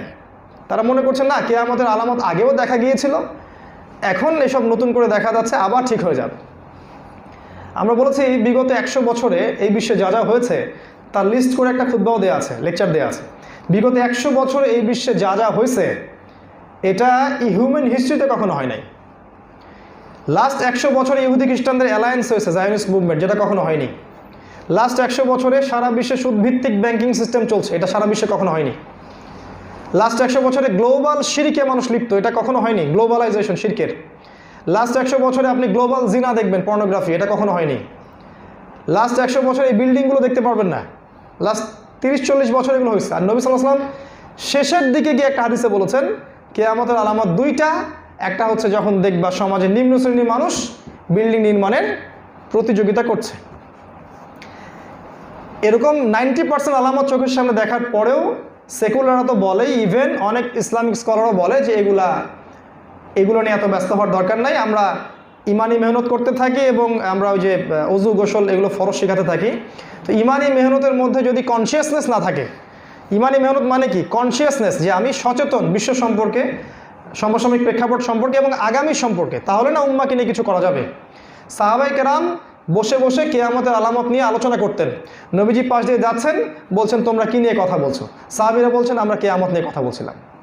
তিনি বললেন 10টা সাইন যতক্ষণ পর্যন্ত দেখা যাবে না ততক্ষণ পর্যন্ত কিয়ামত হবে না। তাহলে সাহাবীরা কেন কিয়ামত নিয়ে কথা বলবেন? তারা কেন ডিসকাস করছেন? তারা তো জানেন যে তারা জান্নাতে যাবেন ইনশাআল্লাহ, সার্টিফাইড। কারণটা কি? কারণটা হচ্ছে কনসিয়াসনেস। যারা জ্ঞান অর্জন করে কনসিয়াস না সমসাময়িক প্রেক্ষাপট সম্পর্কে, এই জ্ঞানগুলো দিন শেষে আমাদের উম্মাকে খুব একটা বেনিফিটেড করছে না, বরং ঘুরে ফিরে এখন ওই যে নাকফুল পরা যাবে কিনা, কানের বালা পরা যাবে কিনা, হ্যাঁ, স্বপ্নদোষ হলে কেমন করে কী করতে হবে ইত্যাদি যে মাসআলাগুলো আপনার শৈশবেই জানার কথা, এগুলো নিয়েই ঘুরে ফিরে বয়ান করতে আসে। আসলে দুঃখ লাগে, বাংলাদেশে লক্ষ লক্ষ লক্ষ মাহফিল হয়, দিন শেষে আসলে দেখা যায় যে একটা শরিয়া ল কায়েমের জন্য কেউ চেষ্টা করে না, একটাও না। দিন শেষে জাস্ট এতটুকু যে আমরা সবাই এক, আমরা সব মুসলিমরা এক, একটা জামা, একটা ইমারা, একটা মানে কি বলবো, একটা কমিউনিটি, ওয়ান উম্মা, এই জায়গাতেই এখন পর্যন্ত আসতে পারে না। খেয়াল করে দেখেন, এভরিবডি, প্রত্যেকেই যে যার অবস্থান নিয়ে সন্তুষ্ট এবং যে যার অবস্থান নিয়ে উৎফুল্ল, এবং সবাই দাবি করছে তারাই একমাত্র হকপন্থী, বাকিরা সবাই বাতিলপন্থী। তো অনেকগুলো কথা বলে ফেললাম এখানেই। প্রথম কথা হচ্ছে ভাই, এই এপিস্টেমোলজি অর্জন করতে হলে আপনাকে ইন্টারনাল নলেজ, এক্সটার্নাল নলেজ দুটোই অর্জন করতে হবে। তার সিলেবাসটা আমি বলেছি, এবং নূর আর বাসিরাটা আল্লাহর পক্ষ থেকে আসবে। এটা আপনি চাইলেই অর্জন করতে পারবেন না, আল্লাহর কাছে দোয়া করে কান্নাকাটি করে চেয়ে নিতে হবে। এবং ওই যে বললাম, নিজের নফসটাকে পবিত্র করতে হবে। কদ আফলাহা মান যাক্কাহা, যে ব্যক্তি তার নফসটাকে পবিত্র করতে পেরেছে সে সফল। ওয়া কদ খাবা মান দাসাহা, যে ব্যক্তি তার নফসটাকে ধ্বংস করেছে সে ডিস্ট্রয়েড, শেষ হয়ে গেছে। এরপরে আপনাদেরকে নিয়ে যাব এই সূরা এবং এই বিশ্বের যে মিল, এই জায়গাটাতে আরেকটা গল্প বলবো ইনশাআল্লাহ। আপনাদেরকে নিয়ে যাব এখন অনেক দিন আগের একটা সভ্যতায়। এই সভ্যতার নাম হচ্ছে দাকিয়ানুস বাদশার সভ্যতা। দাকিয়ানুস বাদশার সভ্যতা অনেক দিন আগে। এই গল্পটা এই সূরার মধ্যে আছে। যদি বাদশার নামটা নাই, আপনার তাফসিরের বইগুলোতে পাবেন। অনেক দিন আগে একটা কিং রাজা ছিল, তার নাম হচ্ছে দাকিয়ানুস, এবং তার রাজ্যে এমন কোনো শিরক নাই যেটা হতো না। মূর্তি পূজা বলেন, ইকোনমিক শিরক বলেন, পলিটিক্যাল শিরক বলেন, সংস্কৃতি শিরক, এভরি সিঙ্গেল সেক্টর শিরকের আন্ডারে নিমজ্জিত ছিল। এইরকম একটা সময়ে, এরকম একটা সভ্যতায় আল্লাহ পাক ওই গভর্নমেন্টের উচ্চ পদস্থ যে কর্মকর্তারা আছে তাদের 7 জন বা 9 জন যুবক ছেলেকে আল্লাহ পাক হেদায়েত দিলেন। চিন্তা করেন, এটা গডলেস ওয়ার্ল্ডের মধ্যে। ফর এক্সাম্পল, জাতিসংঘের মধ্যে আল্লাহ পাক 9 জনকে হেদায়েত দিলেন। ব্যাপারটা অনেকটা এরকমই কিন্তু। নেটোর মধ্যে আল্লাহ পাক 9 জনকে হেদায়েত দিলেন। হ্যাঁ, এই যে পুতিন প্রশাসন, ট্রাম্প প্রশাসন, কিম জং উনের প্রশাসন, বা আমাদের শান্তিতে নোবেল পাওয়া সুচিক প্রশাসন, এই টাইপের যারা কুফার, ফাসেক, জালেম, এদের মধ্য থেকে আল্লাহ পাক 9 জনকে হেদায়েত দিলেন। আল্লাহ পাক চাইলে কিন্তু এটা করতে পারেন। যুবক, ইয়াং পিপল, এবং তারা তাদের ইমানের যে দাওয়াত, এটাকে প্রথমে গোপন রাখলেন, একটা সার্টেন টাইম পর্যন্ত গোপন রাখলেন, তারপরে প্রকাশ তো হয়েই যায়। একসময় প্রকাশ হয়ে গেল। প্রকাশ হওয়ার পর তারা যখন প্রকাশ্যে দাওয়াত দিতে থাকলেন, তখন পারিবারিক চাপ আসলো, সামাজিক চাপ আসলো, পরে পলিটিক্যাল চাপ আসলো। শেষমেশ আলটিমেটাম দেওয়া হলো, 3 দিন সময় দিলাম, 3 দিনের মধ্যে যদি আবার আগের জায়গায় ফিরে না আসছো তোমরা, তাহলে তোমাদেরকে আমরা হত্যা করব। ওই যে হত্যা করব, এটাই তারা করতে পারে হাইয়েস্ট। আমাদের দেহটা কিন্তু তারা হত্যা করতে পারে, বাট আমাদের যে সোল, আত্মা, এটা কিন্তু অমর, ওই সেন্সে অমর, কারণ তারা এটাকে হত্যা করতে পারবে না। যদি আত্মা হয় পবিত্র আত্মা, চলে যাবে কোথায়? ইল্লিনে। সে কি হত্যা করতে পারছে আত্মাকে? পারে নাই। আর পাপীর আত্মা হলে কোথায় যাবে? সিজ্জিনে। আত্মাকে হত্যা করতে পারবে না। They cannot kill our soul. Only আমাদের বডিটাকে তারা হত্যা করতে পারে। 3 দিনের টাইম দেওয়া হলো। এরপর তারা পরামর্শ করছেন কি করব, কিভাবে কি করব। তখন তারা ডিসিশন নিলেন যে আমরা এই সভ্যতা থেকে ডিসকানেক্টেড হয়ে যাব, আমরা এখান থেকে চলে যাব দূরে কোথাও, আমরা জাতিসংঘ ছেড়ে দিব, ছেড়ে আমরা দূরে কোথাও চলে যাব, পাহাড়ি এলাকায়, যেখানে গিয়ে আমরা শান্তিতে আমাদের দিনটা পালন করতে পারব। কারণ তাদের ওই সভ্যতার বিরুদ্ধে বিদ্রোহ করার বা সশস্ত্র যুদ্ধ করার কোনো রকম ক্ষমতা কিন্তু ছিল না। ছিল কি? যদি আমাদের ক্ষমতা না থাকে তাহলে ওই কাজটা করা যাবে না। যদি ক্ষমতা থাকে তখন করতে হবে। ক্ষমতা থাকার পর যদি না করে তাহলে এটাও জুলুম। কারণ আমরা কিন্তু জালেমের জুলুম মেনে নিচ্ছি, এটাও একটা পাপ। ব্যাপারটা তাই নয়? তো ক্ষমতা ছিল না, তারা ওখান থেকে ডিসকানেক্টেড হয়ে চলে গেলেন। তারা যাচ্ছিলেন হিজরত করে অন্য কোথাও, কোনো একটা নীরবে নিভৃত একটা জায়গায়, যেখানে তারা ইবাদত করতে পারবেন, আল্লাহকে ডাকতে পারবেন। আরেকটা কথা বলি, তারা তাদের স্ত্রী, তাদের সন্তান, তাদের চাকরি, তাদের স্ট্যাটাস, তারা কিন্তু উচ্চ পদস্থ কর্মকর্তা ছিলেন। এভরি সিঙ্গেল সেক্টর যেটা তাদের দুনিয়ার স্ট্যাটাস ছিল, সবগুলোকে তারা কিন্তু ছেড়ে দিলেন। এটা কত বড় ত্যাগ আমরা কি বুঝতে পারি? ছেড়ে দিলেন। আমরা তো একটা গার্লফ্রেন্ডকেই ছাড়তে পারছি না। তো তারা ছেড়ে দিয়ে চলে যাচ্ছেন। রাস্তায় তারা রাত যাপনের জন্য একটা গুহার মধ্যে প্রবেশ করলেন, এবং তারা সেখানে টায়ার্ড ছিলেন, তারা ঘুমিয়ে গেলেন। তাদের সাথে তাদের কুকুরটাও ছিল। কুকুর নিয়ে পরে কথা বলবো ইনশাআল্লাহ। কুকুরটাও ছিল। এবার তারা ঘুমিয়ে পড়লেন। ঘুম থেকে ওঠার পরে তাদের কাছে মনে হলো আমরা কতদিন ঘুমিয়েছিলাম। কেম লাবিসতুম, তোমরা কতদিন ঘুমিয়েছিলে? কলু, তারা বললো আমরা যে লাবিসনা ইয়াওমান আও বা'দা ইয়াওম, একদিন বা একদিনের কিছু অংশ ঘুমিয়েছি হয়তো। তারপরে ওই আরেকজন যুবক তিনি বললেন যে রব্বুকুম আ'লামু বিমা লাবিসতুম, তোমাদের রব আল্লাহ ভালো জানেন কতদিন তোমরা ঘুমিয়েছ। আচ্ছা, যাই হোক, তোমরা এখন এই মুদ্রাগুলো নাও, নিয়ে বাজারে যাও, গিয়ে দেখো কোন খাবারটা পবিত্র, ফালিয়ানজুর আইয়ুহা আজকা তুআমা, সেই খাবারটা নিয়ে আসো। ক্ষুধার্ত তারা, ঘুম থেকে উঠলে খিদা লাগে না, তারা ক্ষুধার্ত। এবার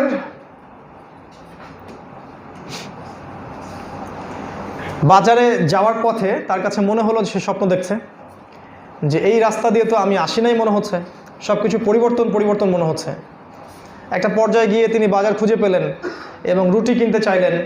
রুটি কেনার পরে যখন তিনি মুদ্রা দিচ্ছেন, তখন মুদ্রা হাতে নিয়ে রুটিওয়ালা তাকে আটকে দিল যে এই মুদ্রা তুমি কোথায় পাইছো?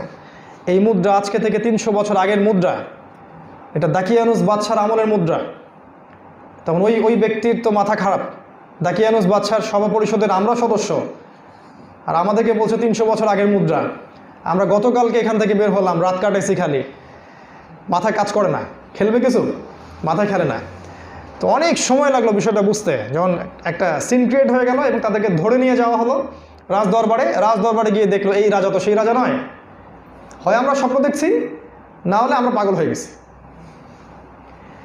এই রাজা তাদেরকে জানতে চাইলো কি ঘটনা। তারা বলে এই ঘটনা, আমরা তো গতকালকে এখান থেকে বের হয়েছি 9 জন যুবক, 7 জন বা 9 জন যুবক, আমরা রাত কাটাইছি, আজকে খিদা লাগছে, আমরা খাবার কিনতে আসছি, এখন এ ধরে নিয়ে আসলো আমাদেরকে, বলছে যে আমরা গুপ্তধন পাইছি, এই টাকা নাকি অনেক আগের টাকা। তো এই বাদশা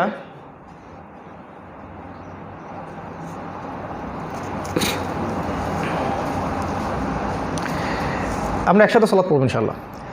তো এই বাদশা যেটা করলো, যে এই বাদশা মূলত ইমানদার ছিল। এর আগের দাকিয়ানুস বাদশা সে ইমানদার ছিল না, সে আল্লাহকে বিশ্বাস করতো না, টোটালি গডলেস সভ্যতা ছিল। কিন্তু এই বাদশা, এই যে আপনার পরের যে জেনারেশনের 300 বছর পরের যে বাদশা, এরা মাশা আল্লাহ ঈসাই ধর্ম ফলো করত এবং তারা আল্লাহ তার বিধান সব কিছুই মানত। একটা বিষয় তাদের কনফিউশন ছিল, সেটা হলো রিজারেকশন বা পরকালের পরে যে পুনরুত্থান, এইটাকে তারা বিশ্বাস করতো না। তো তারা জানতে চাইলো আপনাদের বাকি সাথীদের কি খবর। তিনি বললেন আমাদের সাথীরা ওই গুহার মধ্যে এখনও আছে, আমাদেরকে দেখাতে পারবেন? পারবো, চলেন। এবার তারা গেল, পুরো সভ্যতা, পুরো দেশের মানুষ একসাথে গিয়ে দেখলো, হ্যাঁ 300 বছর আগে এই জায়গা থেকে হিজরত করা 9 জন যুবক, যাদের কথা মানুষের মুখে মুখে প্রচলিত ছিল, এই যুবকদেরকে পাওয়া গেছে 300 বছর পর, তারা আবার জীবিত হয়েছে। এবং আল্লাহ পাক এই 9 জন যুবককে দিয়ে পুরো একটা কমিউনিটিকে হেদায়েত করলেন যে আল্লাহ পাক পুনরুত্থানে সক্ষম, যাদের মধ্যে তাওহীদ ছিল কিন্তু তারা বিশ্বাস করতো না যে রিজারেকশন সম্ভব। এই ঘটনাটা আসহাবুল কাহফের ঘটনা, যেটা প্রশ্ন করেছিল ইহুদিরা। এরপর তাদের কি পরিণত হয় সেটা আল্লাহ পাক গোপন রেখেছেন। আল্লাহ পাক জানাননি তারা পরে কি হয়েছে, তারা মারা গেছেন নাকি তারা হারিয়ে গেছেন বা আল্লাহ তুলে নিয়েছেন, এটা আল্লাহ পাক গোপন রেখেছেন। এই গল্পটা যথেষ্ট আপনার জন্য, বর্তমান বিশ্বকে বোঝার জন্য। আমি কয়েকটা পয়েন্ট লিখে নিয়ে আসি, পয়েন্টগুলো খালি একটা একটা করে বলে আমি শেষ করছি, এরপর ইনশাল্লাহ আমরা সবাই সালাত পড়ব ইনশাল্লাহ। পয়েন্টগুলো হচ্ছে যে আপনাদেরকে প্রথমে আমি এপিস্টিমোলজি বলেছি এবং আসহাবুল কাহফের গল্পটা বলেছি। আমাদের টপিকের যে দ্বিতীয় অংশটা, যে অ্যান্ড দ্য মডার্ন এজ, এর সাথে মডার্ন এজের কী সম্পর্ক, এটা আপনাদেরকে আমি একটু কম্পেয়ার করে দেখাচ্ছি। 1 নাম্বার, এই যে আসহাবুল কাহফের যে সভ্যতাটা ছিল, ওই যে দাকিয়ানুস বাদশাহ যে সভ্যতা, যাদের রাষ্ট্রের, যাদের সভ্যতার প্রতিটা সেক্টর শিরকি সেক্টর, প্রত্যেকটা sector, education, economy, political science, আপনার ইবাদত, আকিদা, বিশ্বাস, সব কিছুর মধ্যে শিরক ছিল, শিরক। আপনি যদি খেয়াল করে দেখেন এখনকার এই বিশ্ব, এখনকার এই মডার্ন সভ্যতা, এর প্রত্যেকটা সেক্টর শিরকে পরিপূর্ণ, প্রতিটা সেক্টর। প্রথমত এর এডুকেশন সিস্টেম, এটা দাঁড়িয়ে আছে অন দ্য ফাউন্ডেশন অফ শিরক। কোথায়? তাদের জ্ঞানের এপিস্টিমোলজি হচ্ছে পরীক্ষা নিরীক্ষা, পর্যবেক্ষণ। আর আমাদের তাওহীদপন্থীদের জ্ঞানের এপিস্টিমোলজি হচ্ছে গায়েবে বিশ্বাস। তাহলে এখানে শিরক এবং কুফরের ব্যাপার আছে। এই এইজের ইকোনমির দিকে তাকান, শিরকি ইকোনমি। কিভাবে? আল্লাহ পাক হালাল করেছেন ব্যবসা আর হারাম করেছেন সুদ, আর এরা হালাল করেছে সুদ, আর কোনো কোনো ক্ষেত্রে ব্যবসায় হারাম করে ফেলছে। আর হারাম কিভাবে? ব্যবসার মধ্যে সুদ ঢুকিয়ে দিয়েছে। আর আল্লাহর হালালকে যে হারাম করে, আর আল্লাহর হারামকে কেউ যদি হালাল করে, এই পাপটার নাম কি? এই পাপটার নাম শিরক। সূরা তাওবা 31 নম্বর আয়াতে আছে।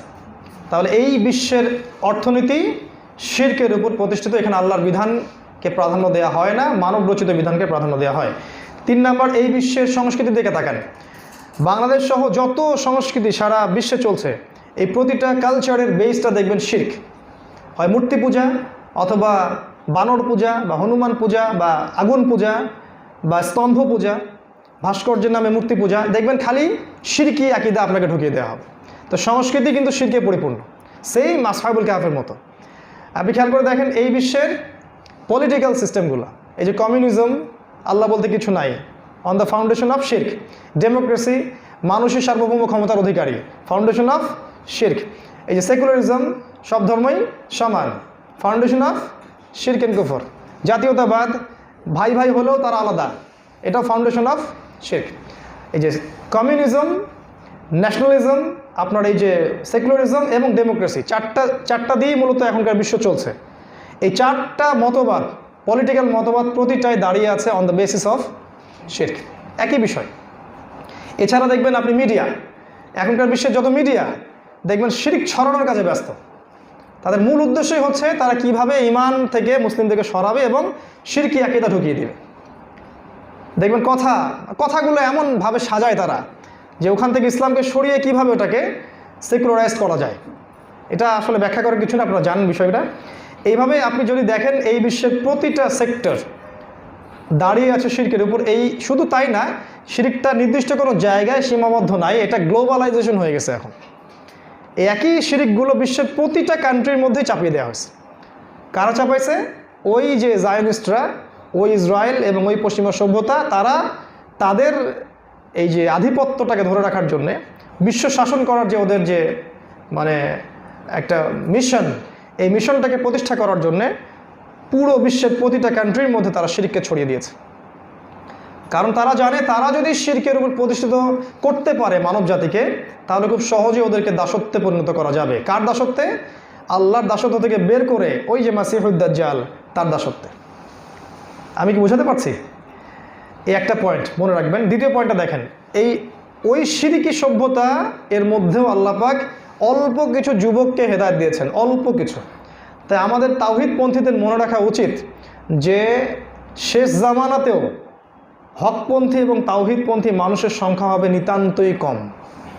এটাতে আপনাকে ফ্রেড আপ হলে চলবে না, হতাশ হলে চলবে না। আল্লাহ পাক বলেছেন ওয়া কালিলুম মিন ইবাদিয়াশ শাকুর, আমার শুকরগুজার বান্দার সংখ্যা হবে খুবই কম। এমনকি নবীজিও হাদিসে বলেছেন উম্মাহ ভাগ হয়ে যাবে 73 দলে। কয়টা দল জাহান্নামে যাবে? 72টা, একটা দল জান্নাতে যাবে। তাই এটা চিন্তা করবেন না আমরা কেন সংখ্যায় কম। আপনি সংখ্যায় কম, আমি সংখ্যায় কম, এটাই সুন্নাহ, চিরায়ত সুন্নাহ। এটাই চিরপ্রাচীন, চির আধুনিক একটা সুন্নাহ যে হকপন্থীরা সংখ্যায় কম হবে। 2 নাম্বার। 3 নাম্বার হচ্ছে যে ওই হকপন্থীদের মধ্যে কিন্তু সবাই ছিল ম্যাক্সিমাম যুব সমাজ। তার মানে এখানে কম্পেয়ারটা হচ্ছে যে এই আখিরুজ্জামানেও দেখবেন যুব সমাজই ইসলামের দিকে এগিয়ে আসবে বেশি। এই জন্য আমরা যারা ইয়াং আছি, আমরা আমাদের মেহনতটাকে যদি যুব সমাজের দিকে বেশি ফোকাস করি, রেজাল্টটা বেশি পাওয়া যাবে। আলেমুল আমাদেরকে বেশি ওয়াজ করে লাভ হবে না, কারণ তারা শুনবে না, কারণ তারা মনে করে আমরা অনেক জানি, আমাদেরকে জানানোর কেউ নাই, বা আমাদের চেয়ে বেশি কেউ জানতে পারে না। আর যারা বয়স্ক শ্রেণীর মানুষ, বুড়া হয়ে গেছে, তাদেরকেও সহজে লাইনে আনতে পারবেন না। এই জন্যই আপনি আপনার বাবার সাথে ঝগড়া হয় বেশি, কারণ তারা মনে করে আমরা অনেক প্রজ্ঞাবান, আমরা অনেক অভিজ্ঞতা সম্পন্ন, ছেলে আর কি জানি। তো এই দুইটা শ্রেণীকে মেহনত করা বাদ দেন আপাতত। হ্যাঁ, মেহনত করবেন, এইভাবে ধরে নিয়েন না যে এরা সবাই লাইনে চলে আসবে না। ম্যাক্সিমাম যুব সমাজ হেদায়েতের পথে আসবে ইনশাআল্লাহ। এবং আগামী দিনের যে ভবিষ্যৎবাণীগুলো আছে রাসূল সাল্লাল্লাহু আলাইহি ওয়াসাল্লাম করেছেন, এখানে তিনি এটাই বলেছেন যে ইয়াং তরুণ পিপল যারা আছে তারা ইনশাআল্লাহ মাদক থেকে, এই যে গিটার থেকে, গান বাজনা থেকে, পর্নোগ্রাফি থেকে, গার্লফ্রেন্ড থেকে, সব থেকে তওবা করে দেখবেন দিনের পথে ফিরে আসবে ইনশাআল্লাহ। এবং দিন দিন আমরা সেটা দেখছি, বহু মানুষ এটা করছে এবং ফিরে আসছে। দুর্ভাগ্য হচ্ছে ওদের কাছে মেসেজ পৌঁছানোর মতো মানুষের সংখ্যা খুব কম, আর আমরা ওদেরকে নিয়ে ফিকির করছি কম। কিন্তু তারাই আগামী দিনে ইনশাআল্লাহ ইমামুল মাহদির সেনাবাহিনীতে যোগ দিবে ইনশাআল্লাহ।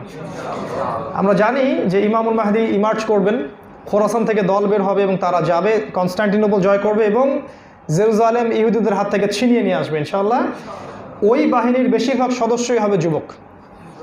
নবীজি বলেছেন তোমরা যদি বরফের উপর সাঁতার কেটেও হয়, হামাগুড়ি দিয়ে হয়, তারপরেও সেই ব্ল্যাক ফ্ল্যাগস, বা কালো পতাকা নিয়ে তারা যখন বের হবে, এটা আইস না অবশ্যই, তারা যখন বের হবে তখন তাদের সাথে যোগ দিও। কারণ আমাদের নবীজি বলেছেন ফালা নি'মাল আমির ওয়া আমিরুহা, তাদের আমির কতই না উত্তম আমির, ওয়ালা নি'মাল জাইশু জাইশুহা, কতই না উত্তম সেনাবাহিনী সেই সেনাবাহিনী। তো এটা নিশ্চয়ই বুড়োরা করতে পারবে না, আর ওলামায়ে কেরামের বেশিরভাগই করবে না, কারণ ওদের দুনিয়ার ফিকির আছে। ম্যাক্সিমামের ফিকির তিনটা, একটা হচ্ছে মাথার ফিকির, মাথার ফিকির মানে হচ্ছে দুনিয়ার ফিকির, একটা হচ্ছে পেটের ফিকির, রিজিকের ফিকির, একটা ফিকির হচ্ছে কলিজার বুকের ফিকির, বুকে ভয় ভয় ভয়, হক কথা বললে আবার যদি কিছু হয়, আবার চাকরিটা চলে যায়, আবার যদি আমার রিজিকটা কমে যায়, কি দরকার, হিকমতের সাথে কাজ করতে থাকি, জেলে ঢোকার চাইতে তো হিকমতের সাথে কাজ করা ভালো, কনসেপ্টটা এরকম আর কি। তো যাই হোক, আল্লাহ পাক হেদায়েত করুন, হেদায়েতের মালিক আল্লাহ। এখানে বলছিলাম একটা শ্রেণী, যুবক শ্রেণী, তাদেরকে আল্লাহ পাক হেদায়েত দিবেন ইনশাআল্লাহ শেষ জামানাতেও, এবং তাদের সংখ্যা হবে অল্প, এতে হতাশ হওয়ার কিছু নাই। 4 নম্বর পয়েন্ট হচ্ছে যে এই যুবকদেরকে আল্লাহ পাক একত্রিত করবেন। আল্লাহ এই যুবকদেরকে একত্রিত করবেন কিভাবে? আল্লাহ পাক এই সূরার মধ্যেই বলেছেন, এই যে এখানে আছে, ওয়া রাবাতনা আলা কুলুবিহিম, আসহাবুল কাহফের এই যে 9 জন বা 7 জন, এদের কলব বা হৃদয়টাকে আমি আল্লাহ জুড়ে দিয়েছিলাম, এটা আল্লাহ বলেছেন। ওরা কিন্তু অনেকে চিনতেও না ভালো করে, ওয়া রাবাতনা আলা কুলুবিহিম, আমি তাদের হৃদয়টাকে জুড়ে দিয়েছিলাম। হয়তো রুহের জগতে আমরা কোনোদিন একসাথে দেখা করেছি, এই জন্য আজকে আমরা এখানে একসাথে বসে আছি। আল্লাহ পাক অবশ্যই এদেশে এবং বিশ্বের বিভিন্ন জায়গায় যুবক ভাইদেরকে একত্রিত করার ব্যবস্থা করে দিবেন। আমরা যেহেতু এদেশে আছি, এদেশের আনাচে কানাচে থেকে শত সহস্র যুবক ভাই দেখবেন ইনশাআল্লাহ আল্লাহর দিনের পতাকা হাতে এগিয়ে আসবে ইনশাআল্লাহ। এদেরকে একত্রিত করে দেওয়ার দায়িত্ব আল্লাহ পাকের। আমাদেরকে খালি চেষ্টা করতে হবে এবং আমাদেরকে জামা ক্রিয়েট করতে হবে, একটা জামা, একটা প্ল্যাটফর্ম যেখানে এসে তারা কাজ করবে। এবং আমাদের একজন আমির দরকার, একজন নেতা যার আন্ডারে সে তার দিনের কাজগুলো করবে ইনশাআল্লাহ। সেই নেতা যদি তাকে আল্লাহ এবং তার রাসূলের পক্ষে আদেশ করে, সে তা মানবে, বলবে সামি'না ওয়া আতা'না, শুনলাম মানলাম। সেই নেতা যদি তাকে আল্লাহ এবং তার রাসূলের বিরুদ্ধে কিছু করতে বলে, লা তাআতা লি আলাইকুম, তার কোনো ইতাআত চলবে না। এরকম কনসেপ্টে ইসলামিক জামা গঠন করতে হবে ইনশাআল্লাহ তাআলা। তো এটা জুড়ে দেওয়ার দায়িত্ব আল্লাহ পাকের। আরও কিছু পয়েন্ট, আসহাবুল কাহফ, সূরা কাহফ এবং এই মডার্ন এজের হিজরত। আসহাবুল কাহফ কিন্তু ওখান থেকে কী করেছেন? হিজরত করেছেন। যদি আপনি দেখেন যে দাওয়াতি কাজ করতে করতে করতে জমিনটা আপনার কাছে সংকীর্ণ হয়ে গেছে, এটা হওয়া স্বাভাবিক, তখন আপনার উচিত হবে, যদি আমাদের সামর্থ্য না থাকে বিদ্রোহ করার বা সেটাকে সশস্ত্রভাবে অর্জন করার, সেক্ষেত্রে হিজরত করতে হবে, যেমনটা ইব্রাহিম আলাইহিস সালাম করেছিলেন, যেমনটা আসহাবুল কাহফ করেছিলেন, এবং যেমনটা আমাদের নবী মুহাম্মদ সাল্লাল্লাহু আলাইহি সাল্লামও মক্কা থেকে মদিনায় চলে গেছেন, কখনো তায়েফে চলে গেছেন, কখনো আবিসিনিয়ায় চলে গেছেন। আবিসিনিয়া তিনি নিজে যান নাই, কিন্তু সাহাবীদেরকে পাঠিয়েছিলেন। এই যে হিজরত, এটা কিন্তু চিরায়ত একটা সুন্নাহ। তো এটার ব্যাপারে প্রস্তুতি রাখা উচিত। সামনে যদি পরিস্থিতি আরও খারাপ হয়, তখন বিকল্প কোনো জায়গার ব্যবস্থা চিন্তা করে রাখা উচিত, যেখানে আপনি সার্ভাইভ করতে পারবেন। প্রত্যন্ত কোনো জায়গায় যেখানে আপনি আপনার স্ত্রী সন্তান আপনার পরিবারকে নিয়ে থাকতে পারবেন, নিজের খাবার নিজে উৎপাদন করবেন এবং ছোট ছোট কমিউনিটি করে থাকতে পারবেন। কারণ নিউক্লিয়ার ওয়ার শুরু হয়ে গেলে এই বিশ্বটার অবস্থা আর আগের মতো থাকবে না। আর এটা কিন্তু আমাদের নবীজিও বলে গেছেন যে শেষ জামানায় ঈমান ধরে রাখতে হলে মুমিনদের একটাই অপশন বাকি থাকবে, সেটা হলো নিজের ওই যে গরু ছাগল বকরির পাল নিয়ে পাহাড়ি এলাকায় চলে যাওয়া, সেখানেই সে তার ঈমান নিয়ে সেফ থাকতে পারবে, অন্য কোথাও থাকতে পারবে না। আমরা যদি মনে করি এই সভ্যতায় চলে ফিরে আমরা ইমানদার হয়ে বেঁচে আসি, ভুল হবে। আমাদেরকে সকাল থেকে সন্ধ্যা পর্যন্ত পাপ করতে হচ্ছে, অনিচ্ছায় হোক আর ইচ্ছায় হোক। আপনি এই মেয়েদেরকে কেমন করে ট্যাকেল করবেন? আপনি এই প্রশাসনকে কেমন করে ট্যাকেল করবেন? আপনি এই যে ওদের পলিটিক্যাল সিস্টেম, এর বিরুদ্ধে কী করতে পারবেন? ওদের যে ব্যাংকিং রিবা, এখান থেকে আপনি কেমন করে নিজেকে সেভ করবেন? পসিবল না। দিস ইজ টু লেট, অনেক দেরি হয়ে গেছে আর কি। এখন এটা একটা অপশন, হিজরত করে আপনাকে এখান থেকে ডিসকানেক্টেড হতে হবে, ডিসকানেক্টেড টোটালি।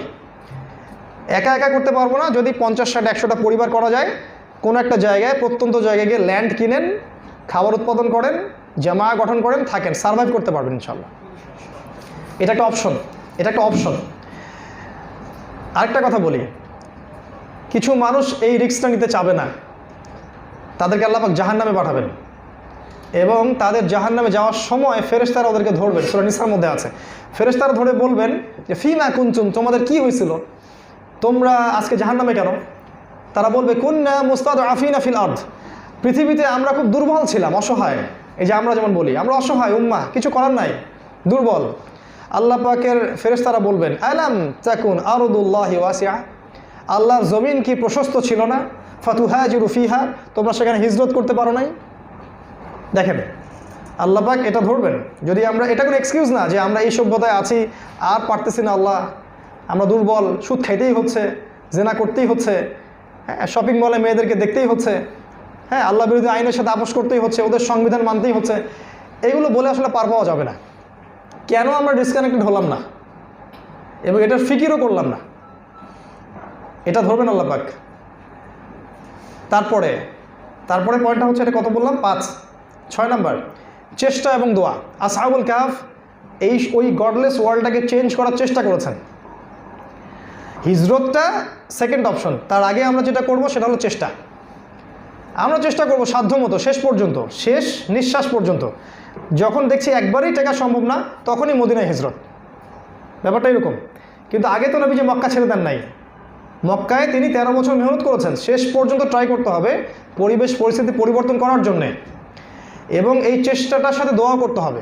কোন দোয়াটা? এই যে আসহাবুল কাহফ যেটা করেছেন, রব্বানা আতিনা মিন লাদুনকা রাহমা ওয়া হাইয়্যি লানা মিন আমরিনা রশাদা, এই দোয়াটা করতে হবে। এই দুইটা একসাথে চালাতে হবে। এই চেষ্টার একটা ফজিলত আছে। নবীজি বলেছেন এইরকম ফিতনার যুগেও যারা নবী সুন্নাহ ইসলাম এগুলো আবার বাস্তবায়ন করতে চাইবে, তারা 50 জন শহীদ সাহাবীর নেকি পাবে। 50 জন। নবীজি বলেছেন যারা শেষ জামানায় ঘোড়ার রশি ধরে থাকবে, মানে আল্লাহর পথের দাওয়াত এবং জিহাদের রশি ধরে থাকবে, এরাই সফল ইনশাআল্লাহ তাআলা। এবং এদের কথা নবীজি বলেছেন যে এরা 50 জন শহীদ সাহাবীর নেকি পাবে, এবং এই পথে চলতে গিয়ে যদি আপনাকে তারা মেরে ফেলে, ইনশাআল্লাহ তারা শহীদের মর্যাদা পাবে ইনশাআল্লাহ। আমি বলেছিলাম শহীদের মর্যাদা 6টা। রক্তের প্রথম ফোঁটা পড়ার আগেই তার গুনাহ মাফ হয়ে যাবে, কবরের কোনো টেনশন নাই, হাসরের মাঠের কোনো টেনশন নাই, 70 জনের জন্য সুপারিশ করতে পারবে, তার তো ডান হাত আমলনামা দেওয়া হবেই, তার মাথায় একটা তাজ পরানো হবে, স্পেশাল মুকুট, এবং 73 জন হুর আইনের সাথে তাকে বিয়ে দেওয়া হবে ইনশাআল্লাহ। এইটা 6টা স্পেশাল পুরস্কার। তো এই পথে চেষ্টা করলে দুইটা অপশন, হয় আমি গাজী হব অথবা শুহাদা। তো এই চেষ্টাটার সাথে দোয়া করলে আমরা বেনিফিটেড হব। যদি না পারি তখন আপনি হিজরতের চিন্তা করবেন। 7 নাম্বার হচ্ছে আল্লাহ পাক হকপন্থীদেরকে এই শেষ জামানাতেও সাহায্য করবেন তার ফেরেশতাদেরকে দিয়ে। এটা সূরার মধ্যে আছে। কোথায়? আসহাবুল কাহফ যখন ঘুমাচ্ছিল গুহার মধ্যে, আল্লাহ পাক বলেছেন যে আমি তাদের পাশ পরিবর্তন করাচ্ছিলাম ফেরেশতাদেরকে দিয়ে। মনে পড়ে? এই সূরার প্রথম দিকে আছে। আল্লাহ পাক বলেছিলেন এই যে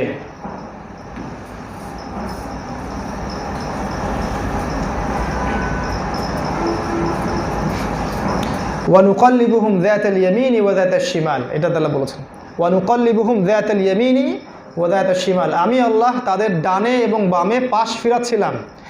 ফেরেশতাদেরকে দিয়ে আল্লাহ পাক তাদের পাশ পরিবর্তন করাচ্ছিলেন। চিন্তা করতে পারেন, আপনি যখন হকপন্থী হবেন আল্লাহ পাক আপনাকে ঘুমের মধ্যেও সাহায্য করতে পারেন। আল্লাহ পাক আপনাকে ফেরেশতাদেরকে নামিয়ে সাহায্য করতে পারেন। বুলেট ছোড়া হবে আপনার গায়ে লাগবে না, বোম মারা হবে আপনার গায়ে লাগবে না, যদি আপনার মৃত্যু সেদিন লেখা না থাকে। আপনি ওইসব মানে প্রোটেস্ট্যান্ট হিকমতের দোহাই না দিয়ে বুক ফুলিয়ে দাওয়াতি কাজ করবেন দেশব্যাপী বিশ্বব্যাপী, আপনার কোনো ক্ষতি হবে না। যদি আল্লাহ চান আপনার কোনো ক্ষতি হবে না। যেদিন আল্লাহ চাবেন যে আজকে আপনার কোনো ক্ষতি হবে, আপনার গায়ে একটা বুলেট লাগবে, সেদিন লাগবেই। যারা এখন পিছায় পড়ছে উম্মার দাওয়াতি ক্ষেত্র থেকে, ওরা ঘরের কোণে বসে থাকলেও ওদেরকে এরা খুঁজে খুঁজে মারবে, এটা মারবেই। ওদেরকে আমরা জানাতে চাই যারা ঘরের কোনায় ঢুকে আছে, আজকে ওরা যদি ওখানেই সারা জীবন কাটায়, ওখানেও কাফেররা, এ ফাসেকরা, এই জালেম মুনাফিকরা ঢুকে ঢুকে ওদেরকে মারবে। আর যারা বাইরে কাজ করবে তাদেরকেও তারা মারবে। কিন্তু বাইরের মতটা হচ্ছে সিংহের মতো, আর ভিতরের মতটা কুকুর শেয়ালের মতো। কোন মৃত্যু তারা চায় সেটা ওদেরকে ডিসাইড করতে হবে। মরতে হবেই, কুল্লু নাফসিন যায়িকাতুল মাউত। আর যুব সমাজ মৃত্যুর ভয় খুব কমই করে। আল্লাহ পাক কি বলেন নাই যে ওয়ালাউ কুনতুম ফি বুরুজিন মুশাইয়াদা, তোমরা যদি সুদৃঢ় দুর্গের মধ্যেও আত্মগোপন করো, তোমাদেরকে মৌত সেখানে পেয়ে যাবে। তো আজকে যারা মৃত্যুর ভয়ে দিনের হক দাওয়াত থেকে পিছু পা হয়েছে, এদের প্রতি নসিহা হচ্ছে মৃত্যু ওদের ওখানেই আসবে, হয় কুকুর শিয়ালের মতো অথবা বাইরে আসলে সিংহের মতো। এখানে আমরা যেটা বলবো, আল্লাহ পাক হকপন্থীদেরকে মালাইকা দ্বারাও সাহায্য করতে পারেন। আল্লাহ পাক চাইলে তার হকপন্থী বান্দাদেরকে ঘুমের মধ্যেও সাহায্য করতে পারেন এবং প্রকৃতিকেও আল্লাহ পাক তাদের অনুগত করে দিতে পারেন। এই আসহাবুল কাহফ যখন ঘুমিয়েছিল, আল্লাহ পাক সূর্যকে ডান দিক থেকে উঠিয়েছেন, বাম দিক থেকে ডুবিয়েছেন, যেন ওদের চেহারার মধ্যে আলো না পড়ে। চিন্তা করতে পারেন, এই হকপন্থী মাত্র 9 জন যুবক, যাদের জন্য আল্লাহ পাক সৃষ্টির সিস্টেমটা চেঞ্জ করে দিলেন।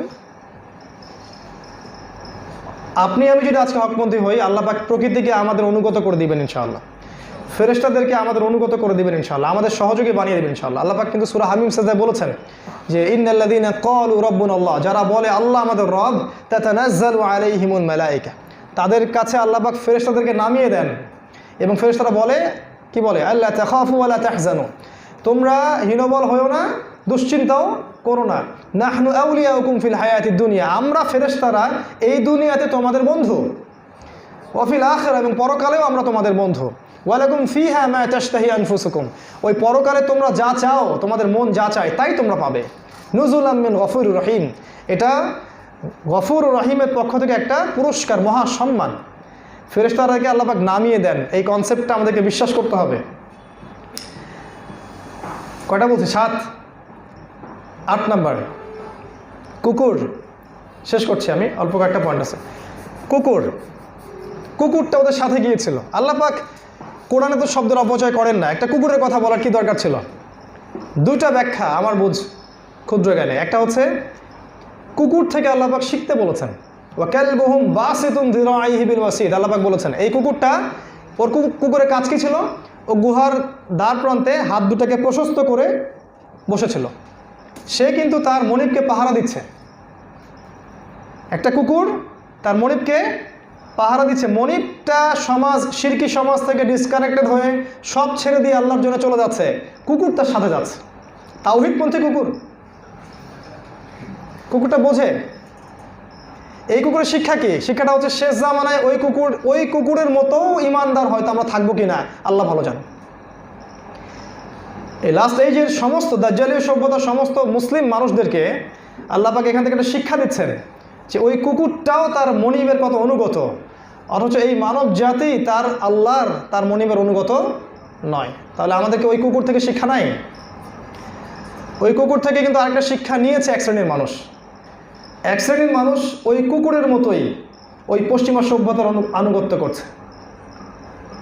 এক শ্রেণীর মানুষ প্রতিটা দেশে ওই কুকুরের মতোই এই পশ্চিমা সভ্যতা, এই ইসরায়েল, এই ন্যাটো, এই জাতিসংঘ এদের আনুগত্য করছে আজকের দিন পর্যন্ত। তাহলে ওরা কুকুরের সুন্নাহ নিয়েছে, আমরা সেটা নিতে পারি নাই। বাস্তবতা এটাই, যারা ওদের এজেন্ডাগুলো পুরো মুসলিম বিশ্বে বাস্তবায়ন করতে যাচ্ছে, এরা কিন্তু আসলেই ওদের পোষা কুকুর। ওদের টাকায় চলে, ওদের টাকায় খায়, ওরা হাড্ডি ছুঁড়ে দেয়, এরা গলায় নিয়ে ভ্যাভ্যা করতে থাকে, এটাই ওদের ফাংশন। আল্লাহ পাক ওই কুকুরটা থেকে শিক্ষা দিয়েছেন, তোমরা কুকুর যেমন মনিবের প্রিয় ছিল, তোমরা আল্লাহর অনুগামী হয়ে যাও। আল্লাহ পাক তৌফিক দান করে। 8, 9 নাম্বার হচ্ছে ফুড কনসিয়াসনেস। আসহাবুল কাহফ ঘুম থেকে উঠেছেন, উঠে কি বলেছেন? ফালিয়ানজুর আইয়ুহা আসকা তুআমা, ভালো খাবার, আসকা তুআমা, খাবার কোনটা সেটা নিয়ে আসো। অর্থাৎ শেষ জামানায় সমস্ত খাবারগুলা বিষাক্ত, করাপ্টেড হয়ে যাবে। দেখেন এখন প্রতিটা খাবার বিষাক্ত এবং করাপ্টেড, প্রতিটা খাবার, ম্যাক্সিমাম। বাইরের তো খাবারে হাতই দেওয়া যাবে না। বাইরের খাবার, বাইরের যে আমাদের বাতাস, আমাদের খাবার, পানি, প্রত্যেকটা প্রাকৃতিক বিষয়কে এখন পলিউটেড এবং করাপ্টেড করে ফেলা হয়েছে। আপনি খাঁটি দুধ খুঁজে পাবেন না, খাঁটি ভালো চাল পাবেন না, প্লাস্টিকের চাল, ভালো আটা পাবেন না, ম্যানুফ্যাকচার আটা। কি খাবেন আপনি? ওষুধ পাচ্ছেন, ওষুধও ম্যানুফ্যাকচার, ওষুধের মধ্যেও সমস্যা। ভ্যাকসিন নেবেন, সেখানেও সমস্যা। কি করবেন আপনি? কীভাবে যে আমরা বেঁচে আছি আল্লাহই ভালো জানেন। সকাল থেকে সন্ধ্যা পর্যন্ত ভেজালের উপর ভেজাল খাচ্ছি।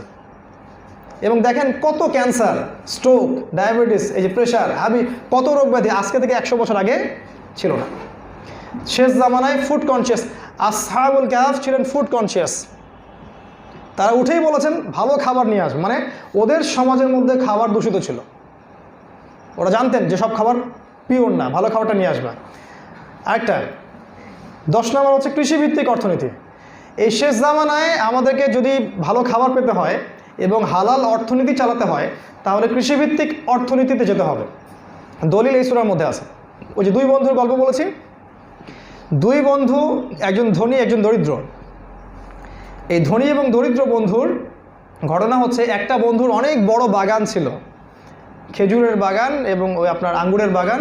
কৃষিভিত্তিক অর্থনীতির সাথে তারা সম্পৃক্ত ছিল এবং এক বন্ধু কৃষিভিত্তিক অর্থনীতির সাথে আল্লাহকে শরিক করত, মানে সে তাওহীদপন্থী ছিল না। আরেক বন্ধু ছিল তাওহীদপন্থী। আমরা যদি তাওহীদপন্থী কৃষিভিত্তিক অর্থনীতিতে যেতে পারি, আল্লাহ পাকের বারাকার দরজা আল্লাহ পাক খুলে দিবেন। আর যদি কৃষিভিত্তিক অর্থনীতিতে গিয়েও আমরা আল্লাহর সাথে শিরিক করি, না আমরা ফসল যেটা ফলাচ্ছি এটাই ফলবে, আল্লাহর এখানে ভূমিকা নেই, আল্লাহ ওটাও ধ্বংস করে দিবেন। তো এখন যদি আপনি শেষ জামানায় টিকতে চান, আবার ওই ফার্মিং, ওই যে মাছ চাষ, ওই যে আপনার হ্যাচারি বলেন, ওই যে ফ্রেশ ধান উৎপাদন করা, গম উৎপাদন করা, এখানে যেতে হবে। এবং এর সাথে ব্যবসা ভিত্তিক অর্থনীতি এবং জাকাত ভিত্তিক অর্থনীতি, এর সাথে আপনার এই যে আমাদের সাদাকা, এই কয়েকটা বিষয় ইনক্লুডেড থাকলে আপনি ইকোনমি চালাতে পারবেন। আদারওয়াইজ ইকোনমি হয়ে গেছে সুদ ভিত্তিক, পেপার কারেন্সি, পেপার মানি ভিত্তিক এবং আপনার এই যে প্রতারণা, দুর্নীতি ভিত্তিক। এই জায়গাটা থেকে বের হতে হলে আমাকে এই জায়গায় আসতে হবে। তো কৃষিভিত্তিক অর্থনীতি হচ্ছে শেষ জামানার একটা অন্যতম বাঁচার পথ এবং শেষ জামানার ভালো খাবার পাওয়ার একমাত্র মাধ্যম। তাছাড়া আমরা ভালো খাবার পাবো না, রুট লেভেলে যেতে হবে। এটা হচ্ছে একটা শিক্ষা এই মডার্ন এজের সাথে। আরেকটা হচ্ছে 11 নম্বর আপনার ইসলামিক কারেন্সি, যেটা কথা বলছিলাম। ভালো করে খেয়াল করে দেখেন, খিজির আলাইহিস সালাম যে দরজাটা, যে দেয়ালটা নির্মাণ করলেন, সেখান থেকে কী ছিল তার নিচে? গুপ্তধন। হয়তোবা সেই পিতা বা মাতা 100 বছর আগে মারা গেছে, কিন্তু এমন কোন ধন তারা রেখে গেছেন যেটার মূল্য 100 বছর পরেও আছে।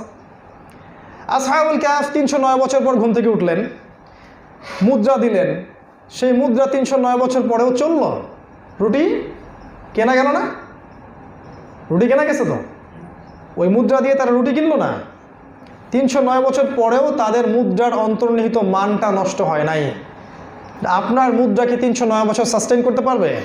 আপনার কাগজের টাকা, আপনার কাগজের টাকা যদি থেকেও যায় প্লাস্টিক মানি, ওর মান কি সমান থাকবে? আমার কথা বোঝেন, এই জায়গাটা খুব ইম্পর্টেন্ট, এই জায়গাটা খুবই ইম্পর্টেন্ট। এটা ইসলামিক ইকোনমির একটা বেস এবং এই প্রতারণা দিয়েই তারা সারা বিশ্বকে লুট করতেছে। এই প্রতারণা দিয়ে একটা গোল্ড কয়েন আপনার কাছে আছে, আপনি রেখে গেলেন, 20 বছর, 30 বছর, 40 বছর পর আপনার সন্তান ওই কয়েনটা ব্যবহার করতে পারবে কি পারবে না? ওর মান কি কমে যাবে না বাড়বে?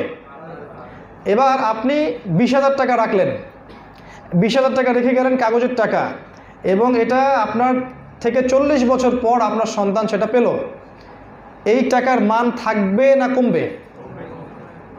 এবং এই টাকাটার অস্তিত্ব থাকবে কিনা সেটাও সন্দেহের ব্যাপার আছে। তাহলে আমরা দেখছি এমন একটা কারেন্সি ওরা আমাদের হাতে ধরিয়ে দিয়েছে যার ইন্ট্রিনসিক কোনো ভ্যালু নাই, অন্তর্নিহিত কোনো মান আসলে নাই। ভালো করে খেয়াল করে দেখেন, তারা আমাদেরকে কাগজের টাকা দিয়েছে এবং তারা কিন্তু গোল্ড এবং সিলভার এবং ডায়মন্ড এগুলো তাদের কাছে নিয়ে নিয়েছে। আরও বোগাস হচ্ছে পেট্রো ডলার। আরব বিশ্বের কাছ থেকে ওরা তেল নিয়েছে, ওদেরকে ডলার ধরিয়ে দিয়েছে। আর আমাদের আমিরুল মুমিনিনরা মনে করছে ডলার পেয়ে আমরা ধনী হয়ে গেলাম। যখন ডলারটা কলাপস করবে, ওই যে আগে পাউন্ড ছিল না ব্রিটেনের, এই পাউন্ড কি এখন আছে? মানে আমাদের এখানে চলে পাউন্ড কি ইউনিভার্সাল কারেন্সি? এখন ইউনিভার্সাল কারেন্সি কোনটা? ডলার না? এই ডলার যদি পড়ে যায় তাহলে এই যে টাকা দিয়ে যে সম্পত্তিগুলো পড়ে যাবে না? মানুষের জীবনযাত্রার মান কী হবে? পড়বে না? আল্লাহ ভালো জানেন এইগুলো আলেম ওলামাদের মাথায় কবে ঢুকবে, আল্লাহ ভালো জানেন। তো এই কারেন্সির ধোকা দেখেন, আসহাবুল কাহফ যে কারেন্সি বের করে দিয়েছিলেন সেই কারেন্সি 309 বছর পরেও চলেছে। ইন্ট্রিনসিক ভ্যালু কমে যায় নাই, বরং বাড়তে পারে। এই জন্য নবীজি বলেছেন শেষ জামানায় মুমিনের সর্বোচ্চ সেরা সম্পদ হবে সোনা এবং রূপা। নবীজি বলেছেন, আমাদের নবী বলেছেন এটা সাল্লাল্লাহু আলাইহি ওয়াসাল্লাম। এবং গবাদি পশু এবং জমি, যার গবাদি পশু আছে সে যেন সেটাকে ধরে রাখে, যার জমি আছে সে যেন সেটাকে ধরে রাখে।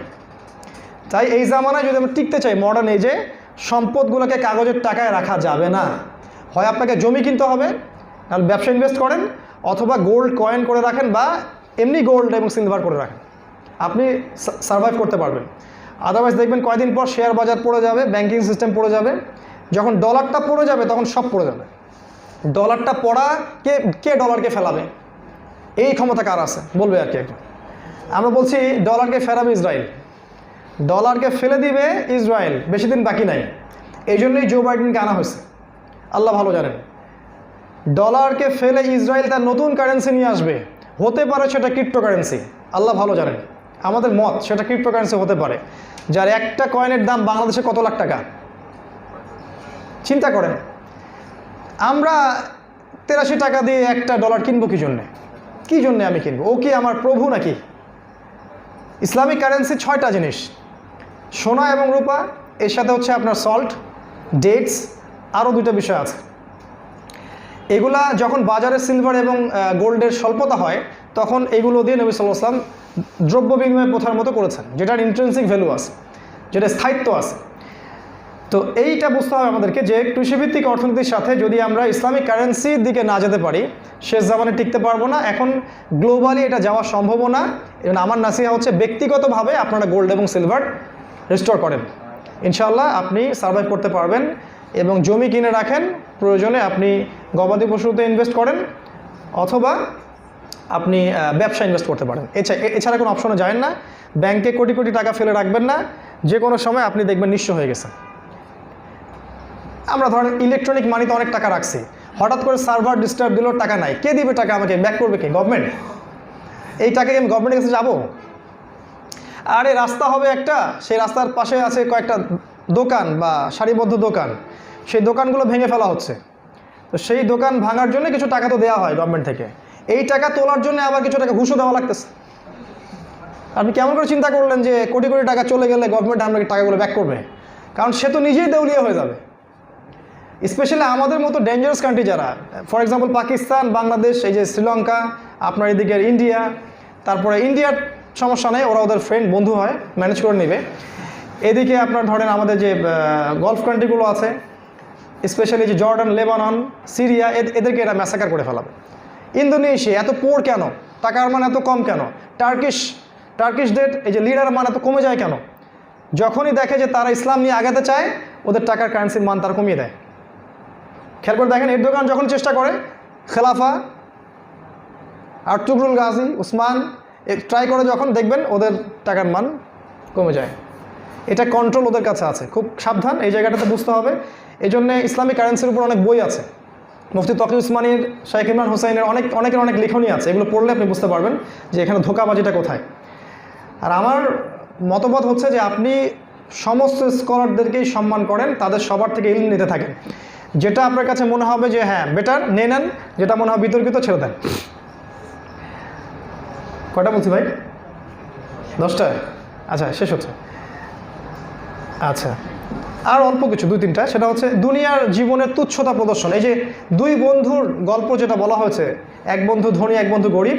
এই ধনী বন্ধুর যখন এই যে আপনার এই যে ফসলের ক্ষেতগুলোকে আল্লাহ পাক ধ্বংস করে দেন, ঠিক তার পরের আয়াতে আল্লাহ পাক বলেছেন যে দুনিয়ার জীবনটার উদাহরণ ঠিক এরকম।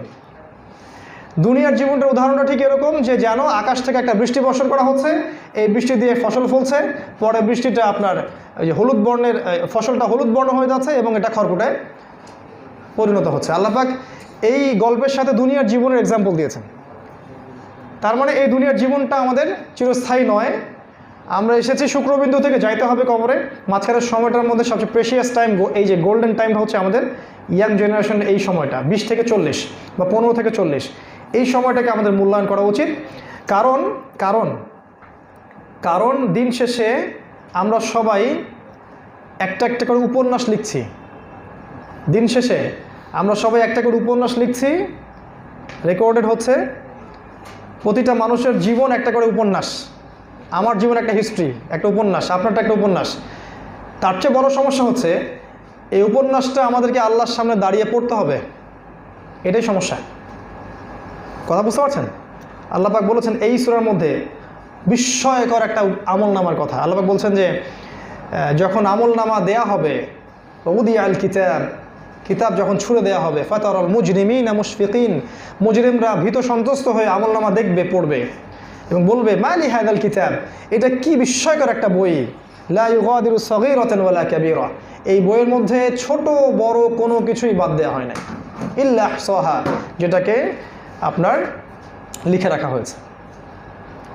আর সূরা বনী ইসরাঈল আল্লাহ পাক বলেছেন, ইকরা কিতাবাক, হে মানুষ তুমি আজকে তোমার কিতাব পড়ে দেখো, ওয়া কাফা বিনাফসিকা আল-ইয়াওমা আলাইকা হাসিবা, আজকে তুমি নিজেই তোমার হিসাব নেওয়ার জন্য যথেষ্ট। অতএব এই বিস্ময়কর আমলনামার দিকে সচেতন থাকা উচিত এবং দুনিয়ার জীবনটাকে মূল্যায়ন করা উচিত। একটাই চান্স, চলে গেলে আর আসবে না। আমার বয়সে অনেক বন্ধু অলরেডি কবরে চলে গেছে, কোনো গ্যারেন্টি নাই যে আমরাও 10 বছর 15-20 বছর বাঁচব, ঠিক আছে? আর অত সুদূর প্রসারে চিন্তা করারও দরকার নাই। একদিন বাঁচবো, বীরের মতো বাঁচবো, সিংহের মতো বাঁচবো, হক কথা বলবো, হক প্রচার প্রতিষ্ঠা করব। মারা যাব ইনশাআল্লাহ, আল্লাহর পথে শহীদ হয়ে মারা যাবো ইনশাআল্লাহ। এত চিন্তা করার দরকার নাই, ওই মানে কুকুর শেয়ারের মতো 1000 বছর বাঁচার দরকার নাই। বীরের মতো, হামজা এবং ওমরের মতো একদিন বাঁচবো যথেষ্ট ইনশাআল্লাহ। ওরাও তো মারা যাবে, যারা এগুলো করতেছে ওরা মরবে না? ওরাও মারা যাবে। কিয়ামতের মাঠের অবস্থা তো আমরা জানি কি হবে ওদের অবস্থা। তো ওই সাফল্যটাই চূড়ান্ত সাফল্য। ফামান যুহজিহা আনিন নার, যাকে জাহান্নাম থেকে বাঁচানো হবে, ওয়া উদখিলাল জান্নাতা ফাকাদ ফাজ, এবং যাকে জান্নাতে প্রবেশ করানো হবে সে ব্যক্তিই হচ্ছে সফল। সবচেয়ে শেষ দুটো পয়েন্ট হচ্ছে আপনার এখানে যুলকারনাইন বাদশার একটা কথা আছে, এটা আজকে ডিটেলস বলার সময় পাচ্ছি না, তবে এতটুকু বলবো, তিনি এমন একজন মানুষ ছিলেন যাকে আল্লাহ পাক পূর্ব পশ্চিম সমস্ত রাজত্ব দিয়েছিলেন, এবং তিনি ইয়াজুজ এবং মাজুজকে দেয়ালে বন্দি করে রেখেছেন, এই সূরার মধ্যে আছে। এখান থেকে শেষ জামানার শিক্ষাটা কি?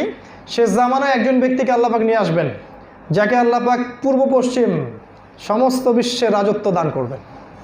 আবারও সেই যুলকারনাইন, ওই যুগটা আবার ফিরে আসবে।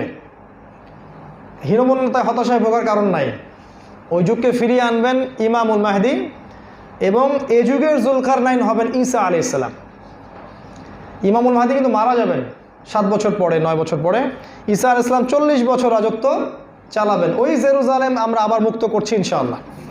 এই খোরাসান, এই পাকিস্তান, বাংলাদেশ, ইন্ডিয়া, সমস্ত জায়গা, জাজিরাতুল আরব, প্রতিটা জায়গায় ইসলামের করতলগত হবে ইনশাআল্লাহ, কোনো ডাউট নাই। তারা যা করার সেটাই করতে পারে, কিন্তু এটাকে পাল্টাতে তারা পারবে না। তো ওই যুলকারনাইন আবার সেই কারণ বা যুগটা ফিরে আসবে ঈসা আলাইহিস সালামের হাত ধরে। তাই আমাদেরকে হীনমন্যতায় ভুগলে চলবে না, আমরা আমাদের প্রিপারেশন গ্রহণ করবো ইনশাআল্লাহ তাআলা। আর সবচেয়ে শেষ কথা হচ্ছে যে সূরাতুল কাহফকে দিয়ে যদি আপনি এই মডার্ন এজকে পেনিট্রেট করতে চান, তাহলে আবারও এই এপিস্টেমোলজিতেই ফিরে যাচ্ছে। আপনাকে জ্ঞানতাত্ত্বিকভাবে ইন্টারনাল এবং এক্সটার্নাল নলেজ অর্জন করতে হবে, এবং সূরার প্রতিটা আয়াত গভীরভাবে ভেবে চিনতে তাফসীরের সাথে ব্যাখ্যা করে করে পড়তে হবে, এবং নিজেকে ভাবতে হবে, নিজেকে আয়াতগুলোকে নিয়ে ভাবতে হবে ইনশাআল্লাহ। আল্লাহ পাক আমাদের সবাইকে এই সূরাটা বোঝার তৌফিক দান করুন, এবং এই সূরার মধ্যে আল্লাহ পাক যে বিষয়গুলো নাজিল করেছেন এগুলোকে সমসাময়িক প্রেক্ষাপটের সাথে মিলিয়ে আগামী দিনের পদক্ষেপ গ্রহণ করা তৌফিক আল্লাহ পাক আমাদের সবাইকে দান করুন। আল্লাহুম্মা আমিন। আজকের মতো আমরা এখানেই শেষ করছি ইনশাআল্লাহ। এরপর আমরা প্রশ্নোত্তর পর্ব নেব ইনশাআল্লাহ তাআলা। আমরা সবাই দোয়া করি, সুবহানাকা আল্লাহুম্মা বিহামদিকা আশহাদু আল্লা ইলাহা ইল্লা আনতা আস্তাগফিরুকা ওয়া আতুবু ইলাইক। আসসালামু আলাইকুম ওয়া রাহমাতুল্লাহি ওয়া বারাকাতুহু।